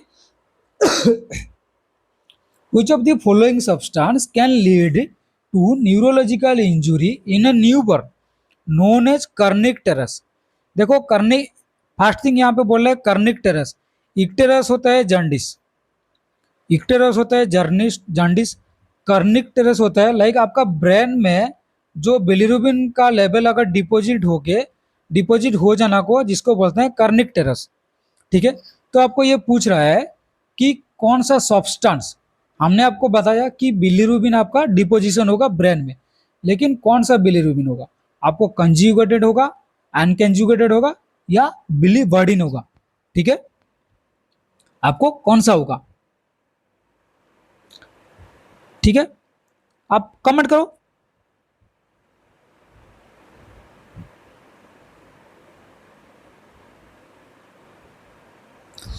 तो देखो, बाइल सल्ट, पहले अगर हम बाइल सल्ट का बात करेंगे, देखो दोनों दो जो बिलीरुबिन जो होता है कंजुगेटेड अनकंजुगेटेड, कंजुगेटेड जो होती है वो आपका वाटर सोल्यूबल होती है, अनकंजुगेटेड जो होती है आपका फैट सोल्यूबल होती है। अनकंजुगेटेड कंजुगेटेड जो कि यूरिन से सीक्रेट हो जाती है, वाटर यूरिन से सीक्रेट हो जाएगा, जो कि बॉडी में डिपोजिटेड रहता है। जो अनकंजुगेटेड बिलीरुबिन होती है वो आपका बॉडी में डिपोजिटेड रहता है, क्या रहती है? बॉडी में डिपोजिटेड रहती है। ठीक है, एक आती है बिलीवर्डिन, वो अबनॉर्मल है। ठीक है, तो आपका जो बोल रहा है कर्निक जो चिल्ड्रन में दिखाई देगा, उसमें से कौन सा सब्सटेंस डिपोजिटेशन होगा? ये आपका जो अनकंजुगेटेड जो बिलीरुबिन है। ठीक है, जो आपका अनकंजुगेटेड जो बिलीरुबिन है, इसका डिपोजिशन अगर ज़्यादा मात्रा में हो गया, जो कि बी ब्लड ब्रेन बैरियर को क्रॉस करके ब्रेन में डिपोजिट होने के बाद वो कर्निक करवाएगा। क्या करवाएगा? कर्निक करवाएगा। ठीक है, तो कौन सा सब्सटेंस डिपोजिट होगा? Unconjugated bilirubin. तो आंसर क्या आ जाएगा आपका? Unconjugated bilirubin. नेक्स्ट क्वेश्चन देखो, which of the following are the neurotransmitter except, यहाँ पर पूछ रहा है कि कौन सा न्यूरोट्रांसमीटर है। न्यूरोट्रांसमीटर क्या होती है? लाइक आपका जो ब्रेन का जो एक्टिविटीज, लाइक एक होती है कुछ न्यूरोट्रांसमीटर होती है जो हैप्पी न्यूरोट्रांसमीटर, सैड न्यूरोट्रांसमीटर, जो आपको खुश रखेगा। देखो, dopamine, serotonin, GABA and troponin. देखो डोपामिन एंड सेरोटोनिन ये तीनों तो आपका न्यूरोट्रांसमीटर है। ये जो ट्रोपोनिन है जो कि ट्रोपाई जो हम टेस्ट करवाते हैं, ये एक एग्जामिनेशन टेस्ट है, ठीक है, ये एक एग्जामिनेशन टेस्ट है। और जो सेरोटोनिन का दूसरा नाम होती है 5-HT, 5 हाइड्रोक्सी ट्रिप्टोफान, अदरवाइज उसको 5 हाइड्रोक्सी ट्रिप्टोफान भी बोलेंगे, ठीक है। जो हम ट्रोपोनिन का बात करें वो उसमें से ये जो हार्ट का मसल्स जो कि एक प्रोटीन है, ये जो ट्रोपोनिन है ये आपका एक प्रोटीन है जो कि आपका हार्ट का मसल्स में पाया जाता है। क्या होता है, आपका हार्ट्स का मसल में पाया जाता है। हम टेस्ट करते हैं, एक होती है ट्रॉप आई, ठीक है, एक होती है ट्रॉप टी, एक होती है ट्रॉप टी। ट्रॉप आई का आपका क्वालिटेटिव होती है, क्वालिटेटिव होती है, एक है क्वांटिटेटिव होती है, एक है क्वांटिटेटिव होती है, ठीक है। आपका एक होती है ना क्वालिटेटिव क्वांटिटेटिव, क्वांटिटेटिव तो जो होती है वो आपका ब्लड टेस्ट होती है, क्वालिटेटिव जो होती है वो आपका जो है लाइक क्या होती है, जो एक ट्रोपाई किट आती है ना, जो किट टेस्ट, जो आपका ट्रोपाई किट टेस्ट जो होती है वो आपका क्वालिटेटिव। आपका ये क्वेश्चन पूछ जाएगा कि ट्रोपाई का जो किट टेस्ट होती है वो क्वालिटेटिव होती है क्वांटिटेटिव होती है, वो क्वालिटेटिव होती है। जो आपका ब्लड सैंपल जो टेस्ट करते हैं लेबोरेटरी में वो होती है आपका क्वांटिटेटिव, ठीक है, वो होती है आपकी क्वांटिटेटिव। नेक्स्ट क्वेश्चन देखो, damage of which of the following list, damage of which of the following leads to GBS Guillain Barre syndrome. आपको कौन सा गुलेन बेरी सिंड्रोम में ऐसा क्या होगा जो आपको डैमेज मिलेगा, ठीक है, like brain parenchyma, peripheral nervous system, spinal cord और थायराइड ग्लैंड। देखो यहाँ पे गुलेन बेरी नर्वस सिस्टम जो है ये न्यूरोलॉजिकल डिजॉर्डर का बात क्या है, क्या बात क्या है, न्यूरोलॉजिकल डिजॉर्डर का बात क्या है, ठीक है। दो चीज होती है, आपका जीबीएस होती है, एक है मल्टीपल स्क्लेरोसिस। ये क्वेश्चंस आपको नर्सरी 5 मेंस में पूछा गया था। तो जो आपको पैरालिसिस दिखाई देगा, ठीक है, एक होती है असेंडिंग पैरालिसिस, एक होती है डिसेंडिंग पैरालिसिस। देखो जीबीएस गुलन बेरी सिंड्रोम मतलब आपका जो पैरालिसिस होगा वो पैरों से स्टार्ट होगा। आप कैसे याद रख सकते हो, जी, जी फॉर मतलब हम उसको बोलते हैं, लाइक अगर हम उड़िया में बात करेंगे गोड़ो, लाइक ठीक है, जो लोअर पार्ट होती है, ठीक है, जो लोअर पार्ट है लाइक पैरों को, लाइक पैर, पैर जो आप पैर में चलते हो, ठीक है, पैरों को, लाइक ये पैरों से, जो पैरों से आपका पैरालिसिस स्टार्ट होगा, ठीक है। पैरों से पैरालिसिस स्टार्ट होना जिसको हम बोलते हैं डिसेंडिंग पैरालिसिस, ठीक है, सॉरी असेंडिंग पैरालिसिस, ठीक है, जिसको हम बोलेंगे असेंडिंग पैरालिसिस, ठीक है, लाइक ये नीचे से ऊपर तक जाएगा, ये नीचे से ऊपर तक जाएगा, ठीक है, जिसको हम बोलते हैं असेंडिंग पैरालिसिस। लेकिन मल्टीपल स्क्लेरोसिस में क्या होगा, आपको डिसेंडिंग पैरालिसिस मिलेगा, लाइक ऊपर से आपको स्टार्टिंग फ्रॉम हेड से होगा, हेड से आपको पैरालिसिस दिखाई देगा। तो इसीलिए मल्टीपल स्क्लेरोसिस में जो मोस्ट कॉमन कॉज होती है, फास्ट जो आपको मोस्ट कॉमन कॉम्प्लिकेशन जो होती है वो आपको रेस्पिरेटरी डिप्रेशन दिखाई देगा। क्योंकि ये डिसेंडिंग पैरालिसिस आपका हेड से स्टार्ट हो के आ रहा है। तो पहले तो आपका रेस्पिरेटरी अगर डिस्ट्रेस होगा, लाइक रेस्पिरेटरी अगर डिप्रेशन होगा, डिस्ट्रेस नहीं रेस्पिरेटरी डिप्रेस करवाएगा, क्योंकि आपका जो मसल्स है, जो आपका लंग्स का मसल, जो रेस्पिरेटरी मसल्स पार्ट होते हैं वो आपका पैरालिसिस हो जाएगा, जिसके वजह से आपको respiratory arrest leads to cardiac arrest दिखाई देगा। बट यहाँ पर असेंडिंग पैरालिसिस दिखाई देगा। ये दोनों आपका जीबीएस एंड मल्टीपल स्क्लेरोसिस में बहुत लोगों का कंफ्यूजन होता है। मैं क्लियर करवा दूं, बहुत लोग अभी भी कंफ्यूजन में है कि जीबीएस में असेंडिंग पैरालिसिस दिखाई देते कभी, सॉरी हाँ जीबीएस में तो असेंडिंग पैरालिसिस दिखाई देता है। बहुत बोलते हैं कि जीबीएस में डिसेंडिंग, अरे भाई नीचे से ऊपर तक जा रहा है मतलब ये ascending paralysis, like ascending manner में जा रहा है ना, ठीक है, नीचे से ऊपर। और मल्टीपल स्क्लेरोसिस क्या होता है, डिसेंडिंग पैरालिसिस होती है, ठीक है, लाइक ऊपर से नीचे तक आ रहा है, ठीक है, लाइक डिसेंडिंग मैनर में आ रहा है, लाइक ऊपर से नीचे अगर खस रहे वो डिसेंडिंग मैनर में आ रहा है ना। तो गुलन बेरी सिंड्रोम का जो क्या डैमेज होने से, देखो थायराइड ग्लैंड तो है नहीं, स्पाइनल कार्ड है नहीं, ठीक है, और ये जो ये पेरिफेरल नर्वस सिस्टम डिजॉर्डर है। अगर आपको पूछा जाएगा ये पेरिफेरल, मैं आपको बोल लूँ ये पेरिफेरल नर्वस सिस्टम डिजॉर्डर है, और मल्टीपल स्क्लेरोसिस जो ये सेंट्रल नर्वस सिस्टम डिजॉर्डर है। मल्टीपल स्क्लेरोसिस जो है ये स्पाइनल कार्ड का डिजॉर्डर है, गुलन बेरी सिंड्रोम जो है ये आपका पेरिफेरल नर्वस सिस्टम डिजॉर्डर है। आंसर क्या जाएगा, peripheral nervous system. Next question देखो, number of spinal nerve, number of spinal nerve,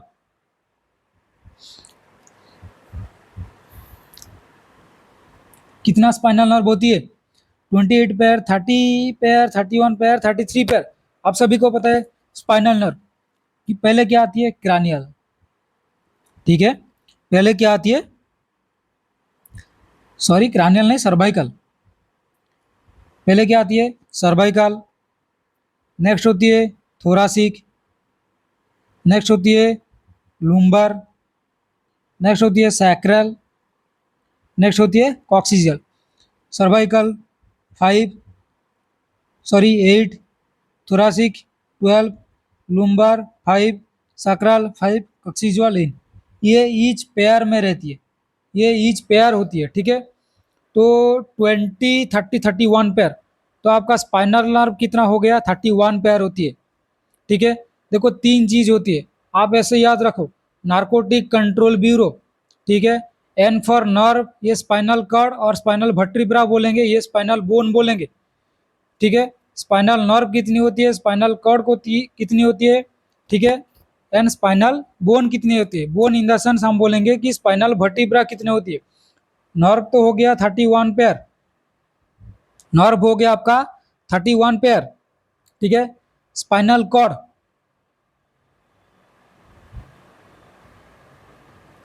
spinal bone जो कि 33 पेयर होती है। ठीक है, एंड ये हो गया आपका 30, स्पाइनल कॉर्ड 30, स्पाइनल वर्टिब्रा जो स्पाइनल बोन होती है वो 33 पेयर की होती है। ठीक है, नेक्स्ट क्वेश्चन देखो, while assessing unconscious client, while assessing unconscious client, ये हु है, who has brought a road traffic accident, मतलब एक पेशेंट का रोड ट्रैफिक एक्सीडेंट हुआ है जो कि अभी अनकॉन्शियस है। Most concern in the assessment revealed, there would be most concern. Most concern means आप ऐसा कौन सा असेसमेंट फास्ट करोगे, क्योंकि पेशेंट आपका अनकॉन्शियस है। आप टेम्परेचर असेस करोगे, अच्छा पूछ रहा है कि मोस्ट कंसर्न, ऐसा कौन सा असेसमेंट आपका रिवील्ड करेगा कि मोस्ट कंसर्न है। मोस्ट कंसर्न मतलब वो आपका असेसमेंट रिवील्ड करने के बाद आपको उसमें ज़्यादा फोकस करना है कि टेम्परेचर एलिवेट हुआ है, ब्लड प्रेशर इंक्रीज हुआ है, ब्लीडिंग फ्रॉम ईयर, और ऑल ऑफ द अबव। आपका आंसर क्या होगा, कमेंट करो। देखो एलिवेटेड टेम्परेचर आपका उतना रिस्की नहीं है, ब्लड प्रेशर रिस्की नहीं है। जो ब्लीडिंग फ्रॉम ईयर दिया है, जो आपको ब्लीडिंग फ्रॉम ईयर दिया है, ये क्या इंडिकेट कर रहा है, लाइक क्योंकि एक अगर पेशेंट अनकॉन्शियस है दैट मीन्स आपका आईसीपी इंक्रीज हो सकता है, इंट्राकर्नल प्रेशर इंक्रीज हो सकता है, आपको फ्रैक्चर हो सकती है, ब्लीडिंग हो सकती है। ये तीन चीज़ मोस्ट कॉमन होती है। ठीक है, आपको ICP increase and bleeding from year, year से अगर ब्लीडिंग हो रहा है मतलब आपका बाजल स्कॉल फ्रैक्चर जो होती है वो आपका फ्रैक्चर हुआ है जिसके वजह से आपका ईयर से ब्लीडिंग हो रहा है, एंड क्या काज करवा सकती है कि इंक्रीज आईसीपी हो सकती है। तो आपका आंसर क्या जाएगा, ब्लीडिंग फ्रॉम ईयर। ठीक है, जो मोस्ट कंसर्न है, मोस्ट कंसर्न आपको पूछे तो bleeding from year. Next question देखो,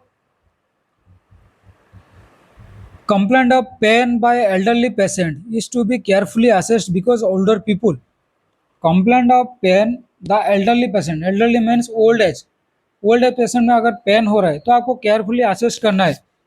क्यों करना है, आपको पूछ रहा है क्यों असेस करोगे, because have increase tactile perception, experiencing chronic pain, have decrease pain threshold, have reduced sensory perception. ठीक है, अगर एक ओल्ड एज में आपको एक कंप्लेंट ऑफ पेन है तो आप केयरफुली क्या असेस करोगे। देखो जो एज रिलेटेड, जैसे मान लो जैसे जो एज रिलेटेड जो भी डिजीज होती है वो डिजेनरेटिव चेंजेस, लाइक एल्डरली आपका क्या हो गया, क्योंकि आपको पता है एल्डरली मतलब जो ओल्ड एज में आपको जो न्यूरॉन्स, वो आपका ओल्ड एज में आपका सब कुछ जो न्यूरॉन्स का जो न्यूरो ट्रांसमीटर जो न्यूरॉन्स का वो डिक्रीज हो जाती है, मसल्स वीकनेस हो जाती है, आपका डिहाइड्रेशन का शिकार बहुत ज़्यादा चांसेस होता है। ठीक है, तो जिसके वजह से आपको क्या होगा, जो सेंसरी परसेप्शन है ना, जो ये जो सेंसरी परसेप्शन भी आपका डिक्रीज ही मिलता है, जो सेंसरी परसेप्शन है वो आपका डिक्रीज मिलता है।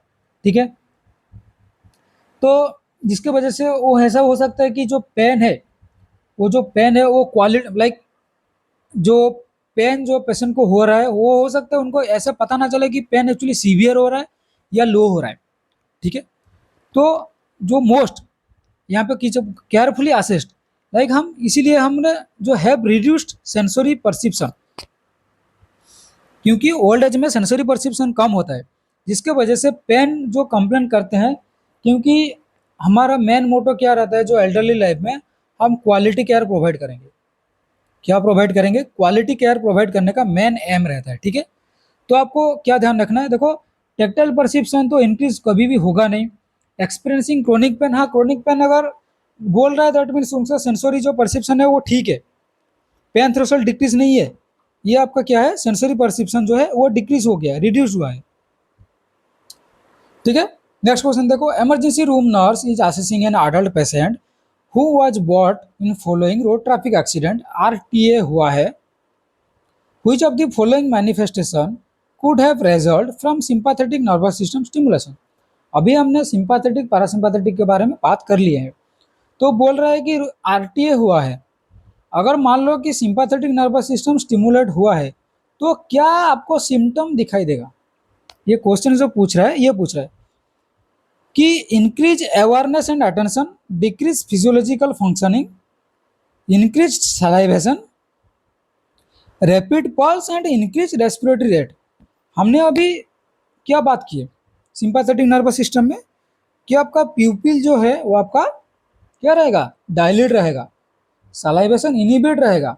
यहाँ पे सलाइवेशन इंक्रीज बोला है, कभी नहीं होगा। हमने क्या पूछा, हमने क्या पढ़ा था कि हार्ट रेट इंक्रीज होता है। ठीक है? एंड आपका जो respiratory increase heart rate and जो ब्रोंकेस को रिलैक्स रखता है। ठीक है? इंक्रीज तो हार्ट रेट हो गया, तो आपका ऑप्शन में क्या जाएगा, इंक्रीज रेस्पिरेटरी रेट तो दिया है। ठीक है? इंक्रीज अवेयरनेस अटेंशन, अटेंशन नहीं होता है, फिजियोलॉजिकल फंक्शन का नहीं होता है, आपका आंसर क्या जाएगा, डी। हमने अभी यहाँ पर अभी बात की है सिंपैथेटिक पैरासिम्पैथेटिक में क्या होता है। ठीक है? आप प्लीज ये वाला स्क्रीनशॉट लगा लो। ठीक है? होप आपको क्लास बहुत अच्छा लगा होगा, क्योंकि हमें पता है कि हमने बहुत ही अच्छा कंटेंट दिए हैं आपको। फिर भी अगर आपको कुछ डाउट है आप प्लीज़ कमेंट करो। ठीक है? एंड आपका दोस्तों में शेयर करो, क्योंकि हमें भी आपसे कुछ उम्मीदें हैं। अगर आप एक दो हमसे सिलेक्शन हो गए हमें बहुत खुशी मिलेगा। ठीक है? होप आप हमें सपोर्ट करोगे। Thank you so much.